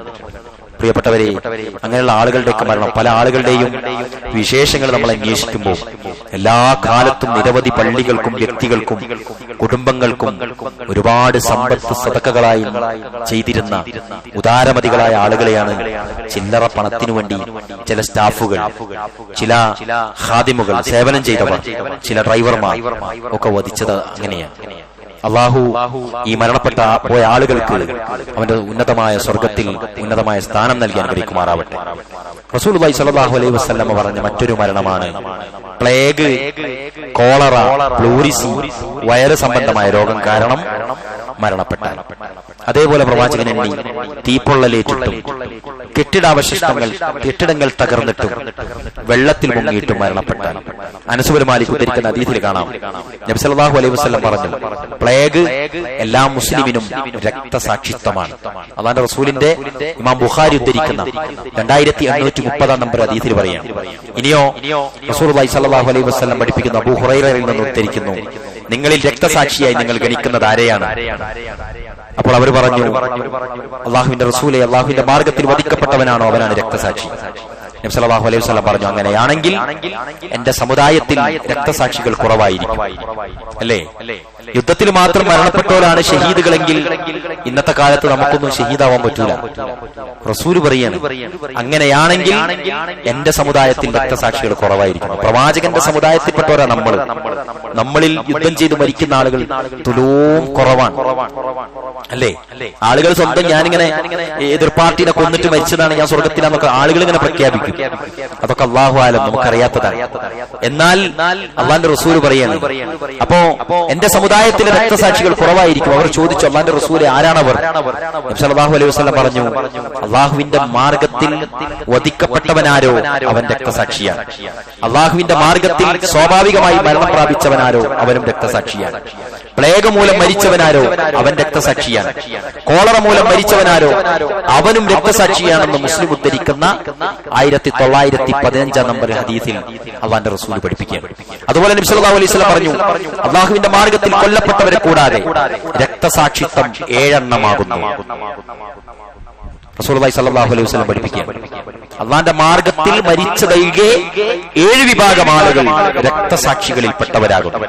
എന്നിട്ട് പ്രവാചകൻ പറഞ്ഞു, പ്ലേഗ് ബാധിച്ചു മരണപ്പെട്ടവർ, മുങ്ങി മരിച്ചവർ, പ്ലൂറിസി രോഗം, അതായത് ശ്വാസകോശ സംബന്ധമായ രോഗം പിടിച്ചു മരണപ്പെട്ടവർ, അതേപോലെ ഉദരരോഗം കാരണം, വയറുവേദന കാരണം മരണപ്പെട്ടവർ. ഇപ്പോഴൊക്കെ അത് നമ്മൾ കേൾക്കുന്നുണ്ട്, സ്ത്രീകളിലൊക്കെ വ്യാപകമായിട്ട് നമ്മൾ കാണുന്നുണ്ട്. ഇന്നത്തെ പുതിയ ടെക്നോളജിയിൽ നമ്മളത് വയറിൽ പല എന്താ പറയാ അൾസർ പോലുള്ള, ക്യാൻസർ പോലുള്ള രോഗങ്ങളായിട്ടൊക്കെ നമ്മൾ വിധി എഴുതാറുണ്ട്. പ്രവാചകൻ പറഞ്ഞു, ഉദരരോഗം കാരണത്താൽ മരണപ്പെട്ടാൽ, അതുപോലെ റസൂലുള്ള എണ്ണി തീപ്പൊള്ളലേറ്റ് മരണപ്പെട്ടാൽ, പ്രവാചകൻ പറഞ്ഞു കെട്ടിടം തകർന്നു വീണ് മരണപ്പെട്ടാൽ, അതേപോലെ ഗർഭസ്ഥ ശിശു മൂലം മരണപ്പെട്ടാൽ, എന്നിവരെല്ലാം ശുഹദാക്കളാക്കുന്നു എന്ന് റസൂലുള്ളാഹി സ്വല്ലല്ലാഹു അലൈഹി വസല്ലം ഇമാം അബൂ ദാവൂദ് ഉദ്ധരിക്കുന്ന 3111 നമ്പർ ഹദീസിലൂടെ നമുക്ക് പഠിപ്പിച്ചു തരികയാണ്. അബൂ ഹുറൈറയിൽ നിന്ന് നിവേദനം, നബി സല്ലല്ലാഹു അലൈഹി വസല്ലം പറഞ്ഞു, ശുഹദാക്കൾ 5 എണ്ണമാണ്. പ്ലേഗ് കാരണം മരിച്ചവർ, വയർ സംബന്ധമായ കാരണം മരിച്ചവർ, മുങ്ങി മരിച്ചവർ, കെട്ടിടം തകർന്നോ കെട്ടിടത്തിൽ നിന്ന് വീണോ മരിച്ചവൻ, അള്ളാഹുവിന്റെ മാർഗത്തിൽ സമരത്തിൽ മരിച്ചവർ. അല്ലേ? ഇതിനൊക്കെ നമുക്ക് ഉദാഹരണം പറയാൻ പറ്റും. നമ്മുടെ ബഹുമാന്യനായ എം എം അക്ബർ സാഹിബിന്റെ ഒരു 8 വയസ്സുള്ള മകളുണ്ടായിരുന്നു. സാൽവേഷൻ എക്സിബിഷനിലൊക്കെ നമ്മളോടൊപ്പം ഇങ്ങനെ ഓടി നടന്ന് നമ്മളൊക്കെ ചിരിപ്പിച്ചും കളിപ്പിച്ചും ആ സാൽവേഷൻ നഗരിക്ക് ഏറ്റവും നല്ല നിറം പകർന്ന ഒരു പിഞ്ചു പൊന്നോമന ഉണ്ടായിരുന്നു എം എം അക്ബർ സാഹിബിന്. ഫ്ളാറ്റിന്റെ മുകളിൽ 8ാം നിലയിൽ കിച്ചന്റെ ഭാഗത്ത് ബാൽക്കണിയിൽ കസേരയിൽ നിന്ന് ആ ബാൽക്കണിയിൽ ഇരുന്നതോ മറ്റോ ആണ്. അതിൽ നിന്ന് മറിഞ്ഞു വീണിട്ട് അദ്ദേഹത്തിന് മരിക്കുന്നുണ്ട് ഒരു കുഞ്ഞ്. പ്രിയപ്പെട്ടവരെ, ആ കുട്ടിയെ കണ്ടൊരാൾ എന്നുള്ളത് ഞാൻ പറയുകയാണ്, ഒരു രക്ഷിതാവും സഹിക്കില്ല അങ്ങനെ ഒരു മോള് നഷ്ടപ്പെട്ടാൽ. ഒരു രക്ഷിതാവിനും ഉറക്കം വരില്ല അങ്ങനെ ഒരു മോള് നഷ്ടപ്പെട്ടാൽ. താഴെ വീണ് ഒരു പരിക്കുമില്ല, ഒരു ചെറിയ പുഞ്ചിരിയുള്ള മുഖവുമായിട്ട് ആ മയ്യത്ത് കിട്ടുകയാണ്. നിങ്ങൾക്കൊക്കെ പറയാനുണ്ടാവും അങ്ങനെ ഒരുപാട് ആളുകൾ അങ്ങനെ മരണപ്പെട്ടു പോയവരുണ്ട്. അല്ലാഹു സുബ്ഹാനഹു വ തആല നഷ്ടപ്പെട്ട രക്ഷിതാക്കൾക്ക് അവന്റെ ഉന്നതമായ സ്വർഗത്തിൽ അവരെ പിടിച്ചു വലിച്ച് പ്രവേശിപ്പിക്കുന്ന മക്കളാക്കി അല്ലാഹു അവരെ മാറ്റുമാറാവട്ടെ. 12ാമത്തേത് അല്ലാഹുവിന്റെ റസൂൽ പറഞ്ഞു, ഗർഭിണിയായിരിക്കെയുള്ള മരണം. നബി സല്ലല്ലാഹു അലൈഹി വസല്ലം പറഞ്ഞു, ജാബിർ ഇബ്നു അത്തീഖിൽ നിന്ന് നിവേദനം, വൽ മർഅതു തമൂതു ബിജുംഇൻ ഷഹീദ്. ഗർഭത്തിൽ കുഞ്ഞുണ്ടായിരിക്കെ, വയറ്റിൽ കുഞ്ഞുണ്ടായിരിക്കെ മരണപ്പെടുന്ന സ്ത്രീയും ഷഹീദാണെന്ന് ഇമാം അബൂ ദാവൂദ് ഉദ്ധരിക്കുന്ന 3111 ഹദീസിലൂടെ അല്ലാഹുവിന്റെ റസൂൽ സല്ലല്ലാഹു അലൈഹി വസല്ലം പ്രവാചകൻ പറഞ്ഞതായി സൽമാൻ റളിയല്ലാഹു അൻഹു നിന്ന് നിവേദനം, പ്രസവം മൂലമുള്ള മരണം ഷഹാദത്താണ് എന്ന് തബറാനി ഉദ്ധരിക്കുന്ന ഹദീസിൽ. പ്രിയപ്പെട്ടവരെ, അങ്ങനെയൊക്കെ നോക്കുമ്പോൾ അതൊന്നും നമുക്കൊക്കെ പറയാനുള്ളതാണ്. ഒരുപാട് സ്ത്രീകളുണ്ട്, ഒരുപാട് സ്ത്രീകൾ കോഴിക്കോടും കണ്ണൂരും ഒക്കെ ഉണ്ട്. പിന്നെ പ്രസവത്തോടുകൂടി മരണപ്പെടുക, പ്രസവത്തോടു കൂടിയിട്ട് പിന്നെ മരിച്ചിട്ടില്ല, പക്ഷേ ജീവൻ ഇങ്ങനെ നിലനിൽക്കുന്നു എന്നതൊഴിച്ചാൽ കൈകാലുകൾ ചലിക്കാൻ പറ്റാതെ, കണ്ണുകൾ ചലിക്കാൻ പറ്റാതെ മരിച്ച കണ്ടീഷനിൽ കിടക്കുന്ന സ്ത്രീയുണ്ട്. ചിന്തിച്ചു നോക്ക് പ്രിയപ്പെട്ടവരെ. അപ്പൊ എത്ര വലിയ ത്യാഗമായിരിക്കും മക്കളെ നമ്മുടെയൊക്കെ ഉമ്മമാര് നമ്മളെ പ്രസവിക്കുമ്പോൾ എടുത്തിട്ടുണ്ടാവുക. ആധുനിക ഡോക്ടർമാര് പറയുന്നുണ്ട്, ശരീരത്തിലെ 20 വലിയ അസ്ഥികൾ ഒന്നിച്ചു പൊട്ടുമ്പോഴുള്ള വേദന ഉണ്ടാകും അത്രേ ഒരു പ്രസവത്തിന് ഒരു ഉമ്മാക്ക് സഹിക്കേണ്ടി വരുന്ന വേദനയുടെ അളവായിട്ട് പറഞ്ഞത്. 20 എല്ലുകൾ ഒന്നിച്ചു പൊട്ടുമ്പോഴുള്ള മരണം, വേദന ആണ് പ്രസവത്തിന്റെ സമയത്ത് നമ്മുടെ ഉമ്മമാർക്ക് ഉണ്ടാവുക എന്ന്. ഇനി മയ്യത്തിനെ മറമാടുന്ന സമയത്ത് പ്രിയപ്പെട്ടവരെ, നമ്മളെല്ലാവരും നമ്മുടെ ചിന്തയിലേക്ക് കൊണ്ടുവരേണ്ടതാണ്. മയ്യത്ത് മറവ് ചെയ്യുമ്പോൾ തന്നെ നമുക്ക് കാണാം, സ്ത്രീകൾക്കൊക്കെ ഒരു പക്ഷേ ഖബർ കാണാൻ ചിലപ്പോൾ സൗകര്യം കിട്ടിയിട്ടുണ്ടാവില്ല. ഓൾറെഡി ഖബർ തിങ്ങിയതാണ്. വലതുഭാഗത്തേക്ക് ചെരിച്ചു കിടത്തി നമ്മുടെ കവിൾത്തടം മണ്ണിനോട് ചേർത്ത് മയ്യത്തിനെ കിടത്തിയിട്ടാണ് മറവ് ചെയ്യേണ്ടത്, അല്ലേ? ചില വിദേശ രാജ്യങ്ങളിലൊക്കെ ഒരു പോക്കറ്റ് ഖബറുകൾ കാണാം. മണ്ണിനെങ്ങനെ സൈഡാക്കി മാന്തിയിട്ട് അതിലേക്ക് ഇങ്ങനെ മണ്ണിലേക്ക് ചെരിച്ച് കവിള് മണ്ണിലേക്ക് ചേർത്ത് വെച്ചിട്ടാണ് കിടത്തുന്നത്. നമ്മുടെ ആളുകൾ ചേർത്ത് വെക്കാത്ത മണ്ണ്, കവിള് ചേർത്താൻ കഴിയാത്തപ്പോൾ മണ്ണിങ്ങനെ കൂട്ടിക്കൊടുക്കും. ആ കൂട്ടിക്കൊടുക്കലാണ് പിന്നീട് എന്തായത് ഉരുട്ടിക്കൊടുക്കലൊക്കെ ആയിട്ട് മാറിയത്. മനസ്സിലായില്ലേ? യഥാർത്ഥത്തിൽ കവിള് ഇങ്ങനെ മണ്ണിനോട് ചേർത്ത് വലതുവശത്തേക്ക് ചിരിച്ച് കിടത്തിയിട്ടാണ് നമ്മൾ കബറ് മൂടിയിട്ട് പിരിഞ്ഞു പോവുക. അവിടെ നിന്ന് അങ്ങോട്ട് ഈ കിടത്തിയ ആള് സത്യസന്ധനായ സൽക്കർമ്മങ്ങൾ നിർവഹിച്ച ഒരു മനുഷ്യനാണെങ്കിൽ അയാളെ പറ്റിയിട്ട് നമ്മൾ പേടിക്കണം. ഇനി പാപങ്ങൾ ചെയ്ത മനുഷ്യരാണെങ്കിൽ കട്ടിക്കൂരിട്ടായിരിക്കും കബറിൽ. അവിടെ പരിക്കരായ മലക്കുകൾ വന്നിട്ടാണ് ചോദ്യം ചെയ്യുക. അതോടൊപ്പം അസഹ്യമായ പ്രയാസങ്ങൾ കബറിൽ അയാൾ നേരിടേണ്ടി വരും. വലിയ വലിയ ക്ഷുദ്രജീവികളും വലിയ വലിയ കടുപ്പമുള്ള പ്രയാസമേറിയ പിന്നെ എന്താ പറയാ ഒരുപാട് അനുഭവങ്ങളും കബറിനടുത്ത് അയാൾക്കുണ്ടാകും. അതുകൊണ്ടാണ് അല്ലാഹുവിന്റെ റസൂൽ സല്ലല്ലാഹു അലൈഹി വസല്ലം ഈ കബറിൽ നിന്ന് രക്ഷപ്പെടാനുള്ള പ്രാർത്ഥന സഹാബക്കൾക്ക് പഠിപ്പിച്ചു കൊടുത്തു. അല്ലാഹുമ്മ ഇന്നി അഊദു ബിക മിൻ അദാബി ജഹന്നം വമിൻ അദാബിൽ ഖബർ വമിൻ ഫിത്നത്തിൽ മഹ്യാ വൽ മമാത് വമിൻ ഫിത്നത്തിൽ മസീഹി ദജ്ജാൽ. സഹാബാക്കൾ പറയുന്നുണ്ട്, അല്ലാഹുവിന്റെ റസൂൽ സല്ലല്ലാഹു അലൈഹി വസല്ലം ഈ പ്രാർത്ഥന പഠിപ്പിച്ച്, ഈ പ്രാർത്ഥന അല്ലാഹുവിന്റെ റസൂലിന് വഹിയായിട്ട് ഇറങ്ങി റസൂലുള്ളാഹി പഠിപ്പിച്ച അന്ന് മുതൽ പ്രവാചകൻ അത്തഹിയാത്തിൽ ഇത് ചൊല്ലാതെ സലാം വീട്ടിയിട്ടുണ്ടായിരുന്നില്ല. സഹാബാക്കൾ പറയുന്നു, ഞങ്ങളും ഖബറിന് വേണ്ടി സദാസമയത്തും ഖബറിന്റെ രക്ഷയ്ക്ക് വേണ്ടി ഈ പ്രാർത്ഥന നിർവഹിച്ചിരുന്നു. അതുകൊണ്ട് പ്രിയപ്പെട്ടവരെ, നമസ്കാരത്തിലും അല്ലാത്തപ്പോഴും ഈ പ്രാർത്ഥന സദാസമയത്തും തുടരാൻ നമുക്കെല്ലാവർക്കും സാധിക്കണം. അതോടൊപ്പം ഏത് നിമിഷവും ഞാനൊരു എന്താ പറയാ, ഒന്നാമത്തെ നിങ്ങൾക്ക് കേൾക്കാനും വയ്യ, എനിക്ക് പറയാനും വയ്യ, അതുകൊണ്ടാണ് ഇങ്ങനെ ഇരുന്നിട്ട് സംസാരിക്കുന്നത്. മരണം ഏത് സമയത്തും നടക്കുമെന്നുള്ള കാര്യത്തിൽ നമുക്കല്ല, അവിശ്വാസികൾക്ക് പോലും ഉറപ്പാണ്. മരിക്കൂല എന്നാരും പറയാറില്ല, എല്ലാവരും മരിക്കും. പക്ഷെ ആയുഷൊക്കെ ചില ആളുകൾ ഇങ്ങനെ പ്രഖ്യാപിക്കും, ഇനിയും നിങ്ങൾ 10 കൊല്ലം ജീവിക്കും. അതൊന്നും എന്തല്ല, സ്ഥായിയല്ല എന്ന കാര്യം ഉറപ്പാണ്. നമുക്ക് പോലും അറിയില്ല നമ്മളൊക്കെ എപ്പോഴാണ് മരിക്കുക, എപ്പോഴാണ് മരിക്കാത്തവരായിട്ട് നിലനിൽക്കുന്നത്. അതിനൊന്നും കാരണങ്ങളില്ല. ക്യാൻസർ ബാധിച്ച ആളുകളെ ബാക്കി നിർത്തിയിട്ട് അവരെ പരിചരിച്ച ആളുകൾ മരിച്ചു പോവാറുണ്ട്. അതുപോലെ തന്നെയാണ് വേണ്ടാത്ത അനാവശ്യങ്ങൾ ഉപയോഗിച്ച ആളുകൾക്ക് ക്യാൻസർ വരാതെയും ഇതൊന്നും ചെയ്യാത്ത ആളുകൾക്ക് ക്യാൻസർ വന്നിട്ടൊക്കെ മരിക്കാറുണ്ട്. ഒക്കെയും അള്ളാഹുവിന്റെ ഓരോ ഖദറുകളാണ്. സ്ഫുടം ചെയ്യപ്പെടാൻ വേണ്ടിയിട്ട് നിരവധി രോഗങ്ങൾ അള്ളാഹു നൽകിക്കൊണ്ടും നിരവധി പരീക്ഷണങ്ങൾ നൽകിക്കൊണ്ടും അള്ളാഹു സുബ്ഹാനഹു വ തആല നമ്മെ മരണത്തിന്റെ അടുത്തേക്ക് എത്തിക്കും. ഏത് ഭൂമിയിൽ വെച്ചാണോ മരിക്കുക, ആ ഭൂമിയിലേക്ക് അള്ളാഹു സുബ്ഹാനഹു വ തആല നമ്മളെ എത്തിക്കുന്നത്.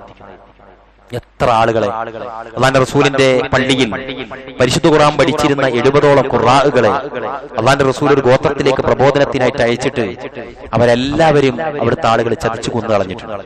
ആ ഗോത്രത്തലവനും ആളുകളും അവരെല്ലാവരും ചതിച്ചു കൊന്നിട്ടുണ്ട്.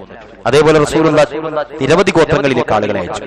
ആസിം റളിയല്ലാഹു അൻഹുവിനെയും സംഘത്തെയും ഒരു ഗോത്രത്തലവനിലേക്ക് അയച്ചപ്പോ അവിടെയും ഇതുപോലെ തന്നെ സഹാബാക്കൾ ഓരോരുത്തരെയും അവർ കൊല്ലാൻ തുടങ്ങി. അന്ന് ആസിം റളിയല്ലാഹു അൻഹു പ്രാർത്ഥിച്ചു അത്ര, അല്ലാഹുവേ ഈ വാർത്ത, ഈ ചതിച്ചു കൊല്ലൽ, ഇവരീ ചെയ്യുന്ന പ്രക്രിയ എന്റെ റസൂലിനെ നാഥാ നീ അറിയിക്കണേ എന്ന് പ്രാർത്ഥിച്ച പ്രാർത്ഥനയൊക്കെ നമ്മൾ കേട്ടിട്ടുള്ളതാണ്. പ്രിയപ്പെട്ടവരെ, ഇവിടെയൊക്കെയും മനസ്സിലാക്കേണ്ടത് മരിക്കാൻ നിശ്ചയിച്ച സമയത്തേക്ക് നമ്മുടെ പ്രിയപ്പെട്ട താജുക്ക അല്ലാഹു അദ്ദേഹത്തിന് സ്വർഗം നൽകട്ടെ. അങ്ങനെ നിങ്ങൾക്കൊക്കെ നമുക്കൊക്കെ ഓരോരുത്തരെയും പറയാനുണ്ട്. ഗൾഫിലേക്ക് പോയിട്ട് മരിച്ചുപോയ ഭർത്താക്കന്മാർ, അതേപോലെ തന്നെ ഗൾഫിലേക്ക് വിസിറ്റിങ്ങിന് പോയിട്ട് മരിച്ച ബാപ്പമാർ, അങ്ങനെ ഒരുപാട് ആളുകൾ, അങ്ങനെ ഒരുപാട് വിദേശത്തേക്ക് ഉംറക്ക് പോയിട്ട് അവിടെ വെച്ച് മരിച്ചവർ, ഒരുപാട് ആളുകൾ. അങ്ങനെയൊക്കെയും ഓരോ നാട് ഓരോ നിശ്ചയിക്കപ്പെട്ടാൽ ആ നാട്ടിലേക്ക് അല്ലാഹു സുബ്ഹാനഹു വ തആല നമ്മെ എത്തിക്കാനുള്ള ഒരു കാരണം അല്ലാഹു ഉണ്ടാക്കുന്ന, അങ്ങനെ ഓരോ നാടുകളിൽ വെച്ച് നമ്മൾ മരിക്കപ്പെടും. മരണപ്പെട്ടു കഴിഞ്ഞാലോ പിന്നെ ശിക്ഷയുടെ കാലമാണ്. ഏറ്റവും ചെറിയ പാപത്തിന് പരലോകത്ത് അല്ലാഹു സുബ്ഹാനഹു വ തആല ഒരുക്കിയ ശിക്ഷ അവനെ ഒരു ചെരുപ്പ് ധരിപ്പിക്കും. എന്നിട്ട് ആ ചെരുപ്പ് ധരിച്ചാൽ അതിന്റെ ചൂടേറ്റിട്ട് അവന്റെ തലച്ചോറ് പൊട്ടി ഒഴുകുന്ന അത്രയും കഠിന കഠോരമായ ചൂട് അവർക്ക് ഏറ്റുവാങ്ങേണ്ടി വരും. അല്ലാഹുവിന്റെ റസൂല് ഖബറിന്റെ അടുക്കലൂടെ പോകുമ്പോ സഹാബാക്കൾക്ക് 2 ഖബറുകൾ കാണിച്ചു കൊടുത്തു. എന്നിട്ട് പറഞ്ഞു, മർറബി ഖബറൈനി യുഅദ്ദബാൻ, ഈ 2 ഖബറാളികളും ശിക്ഷ ഏറ്റുവാങ്ങിക്കൊണ്ടിരിക്കുകയാണ്. എന്നിട്ട് പറഞ്ഞു, പിന്നെ മർറബി ഖബറൈനി യുഅദ്ദബാൻ ഇന്നഹു ലാ യുഅദ്ദബാനി വമാ യുഅദ്ദബാനി ഫീ കബീർ. എന്നിട്ട് പറഞ്ഞു, അമ്മാ അഹദുഹുമാ ഫകാന ലാ യസ്തതിറു മിനൽ ബൗൽ. ഈ ഒന്നാമത്തെ ഖബറിന്റെ ആളുകൾ ഖബറിൽ ശിക്ഷ ഏറ്റുവാങ്ങുന്നത് അയാൾ മൂത്രമൊഴിച്ചാൽ മനോഹരിക്കുന്ന കാര്യത്തിൽ ശ്രദ്ധിക്കാത്ത ആളായിരുന്നു. അതിന് ഖബറിൽ ശിക്ഷ ഉണ്ട് റസൂലുള്ളാഹി സ്വല്ലല്ലാഹു അലൈഹി വസല്ലം. നമ്മളൊക്കെ ശ്രദ്ധിക്കുക, സ്ത്രീകൾ ശ്രദ്ധിക്കുക, കുട്ടികളുള്ളവർ ശ്രദ്ധിക്കുക.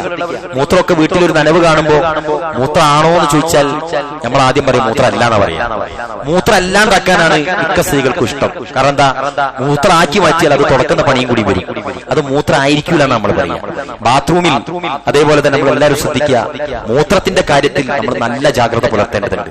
വസ്ത്രത്തിലും ബാത്റൂമിന്റെ നിലത്തൊക്കെ മൂത്രങ്ങൾ ഉണ്ടാകാൻ സാധ്യതയുണ്ട്. നമ്മുടെ മക്കളൊക്കെ മൂത്രമൊഴിച്ചാൽ അവര് പൈപ്പ് കൊണ്ടും ഹെൽത്ത് ഫോസറ്റ് കൊണ്ടൊക്കെ കളിക്കുന്ന കളികളൊക്കെ നമ്മൾ ദീർഘവീക്ഷണത്തോടെ കണ്ട് വുളൂഅൊക്കെ ചെയ്യാൻ പോകുന്ന സമയത്ത് ആധുനിക പണ്ഡിതന്മാരാണ് ഇന്നത്തെ ആധുനിക ബാത്റൂമിൽ നിന്ന് വുളൂ ചെയ്യുന്നത് കൊണ്ട് കുഴപ്പമില്ല എന്ന് പറയാൻ കാരണം എന്താ, പണ്ട് കാലത്തെ ബാത്റൂമിൽ 2 കല്ലുകൾ വെച്ച് അവിടെ തന്നെ വിസർജിക്കും. അവിടെ വെച്ചിട്ട് നിങ്ങൾ എന്ത് ചെയ്യരുത്, വുളൂ ചെയ്യരുത് എന്നാണ്. ഇന്നത്തെ ബാത്റൂം നമ്മുടെ ബെഡ്റൂമിനേക്കാളും നല്ല ആധുനിക സംവിധാനങ്ങളൊക്കെ ഉള്ള, കഴുകിക്കളഞ്ഞാൽ പോകുന്ന സ്മെല്ല് പോലും വരാത്ത വിധം നല്ല സംവിധാനങ്ങളുള്ള ബാത്റൂമിൽ നിന്ന് വുളൂ ചെയ്യുന്നത് കൊണ്ട് പ്രയാസമില്ല.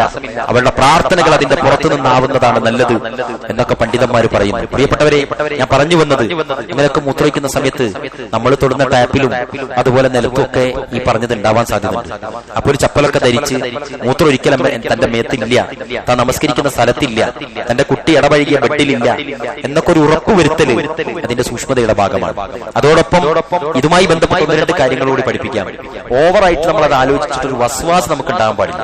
മൂത്രമൊഴിച്ചാൽ ഉള്ളിലായിട്ടുണ്ടോ ഇല്ല എന്നുള്ളൊരു ആശങ്ക, നമസ്കാരത്തിനിടക്ക് ഇറങ്ങിപ്പോക്ക്.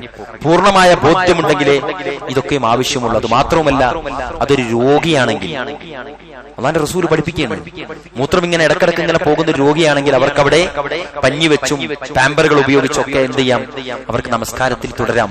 വുദൂ പോലും ഇടക്കിടക്ക് മുറിയുന്ന ആളുകൾക്ക് വുദൂ ചെയ്യാം. എന്നാൽ നിരന്തരമായി അതൊരു പ്രയാസമാകുന്ന രോഗമാകുന്ന ആളുകളുണ്ട്. ഇവിടെയല്ല, നമ്മുടെ വിദേശ രാജ്യങ്ങളിലൊക്കെ വ്യാപകമായി ഈ രോഗങ്ങളൊക്കെ ഉണ്ട്.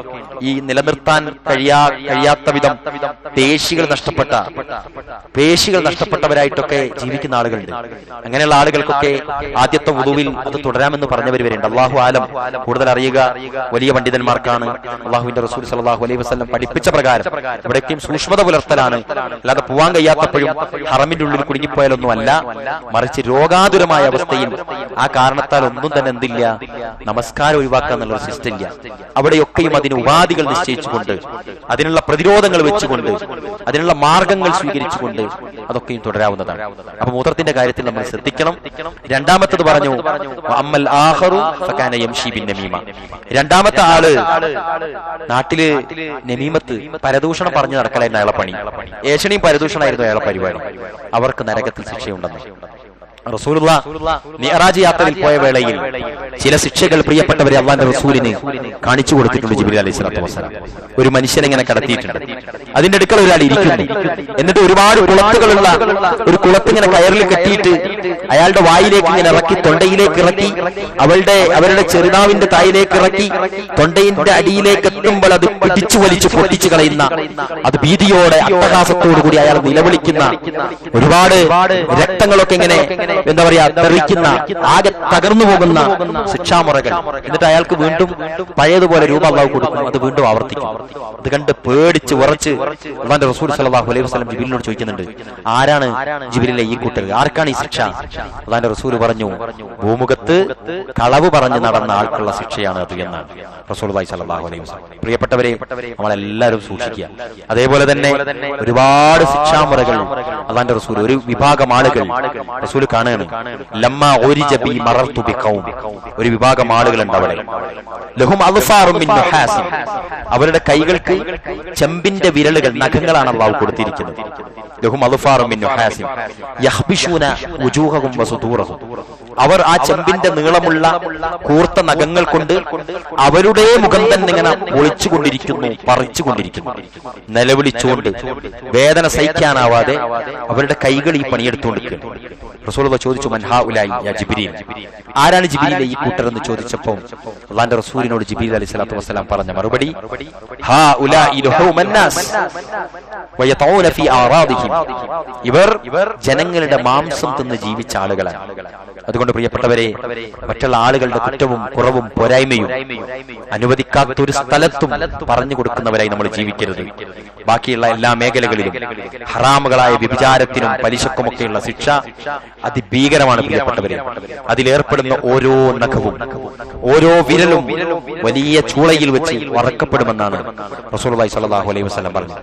രക്തത്തിന്റെ അറപ്പുളവാക്കുന്ന, ദുർഗന്ധമുളവാക്കുന്ന, പുകച്ചിലുളവാക്കുന്ന വലിയ നദിയിൽ നീന്തിത്തുടിക്കുകയും കരയിലേക്ക് എത്തുമ്പോൾ എറിഞ്ഞുകൊണ്ട് വീണ്ടും അതിന്റെ മധ്യത്തിലേക്ക് നീന്തേണ്ടി വരുന്ന വളരെ വേദനാജനകമായ ശിക്ഷകൾ, പലിശ വാങ്ങുന്നവർക്കുള്ള ശിക്ഷകൾ, ഇങ്ങനെ ഒരുപാട് ശിക്ഷകൾ അല്ലാഹുവിന്റെ റസൂല് സാമ്പിളുകളുമായി കാണിക്കപ്പെട്ടിട്ടുണ്ട്. അതുകൊണ്ടാണ് നരകത്തെ പേടിച്ചിട്ടാണ് മീകായിലിന്റെ ചിരി നിന്നുപോയതെന്ന്. ചിരിക്കുന്ന മീകായിൽ ഒരിക്കൽ അല്ലാഹു നരകം കാണിച്ചു കൊടുത്തപ്പോൾ പിന്നെ ചിരി നിർത്തി. അത്രയും ഭീകരതയുള്ള നരകത്തിൽ നിന്ന് നമ്മൾ രക്ഷപ്പെടുക. അല്ലാഹു സുബ്ഹാനഹു തആല നമ്മെ എല്ലാവരെയും കാത്തുരക്ഷിക്കുമാറാവട്ടെ. ലാ ഇലാഹ ഇല്ലല്ലാഹ് ചൊല്ലി കലിമത്ത ഷഹാദയിൽ ഊട്ടിയുറപ്പിച്ച വിശ്വാസവുമായി മരിക്കുന്ന മുഅ്മിനുകളിൽ അല്ലാഹു നമ്മെ എല്ലാവരെയും ഉൾപ്പെടുത്തി അനുഗ്രഹിക്കുമാറാവട്ടെ. ഖബറിന്റെ വിശാലത ലഭിക്കുന്ന ആളുകളിൽ അല്ലാഹു നമ്മെ എല്ലാവരെയും ഉൾപ്പെടുത്തുമാറാവട്ടെ. ഖബറിന്റെ ചോദ്യശരങ്ങളിൽ ഏറ്റവും നല്ല മറുപടികൾ കൊടുത്ത് വിജയിക്കുന്ന കക്ഷികളാകാൻ അല്ലാഹു നമുക്ക് തൗഫീഖ് നൽകി അനുഗ്രഹിക്കുമാറാവട്ടെ.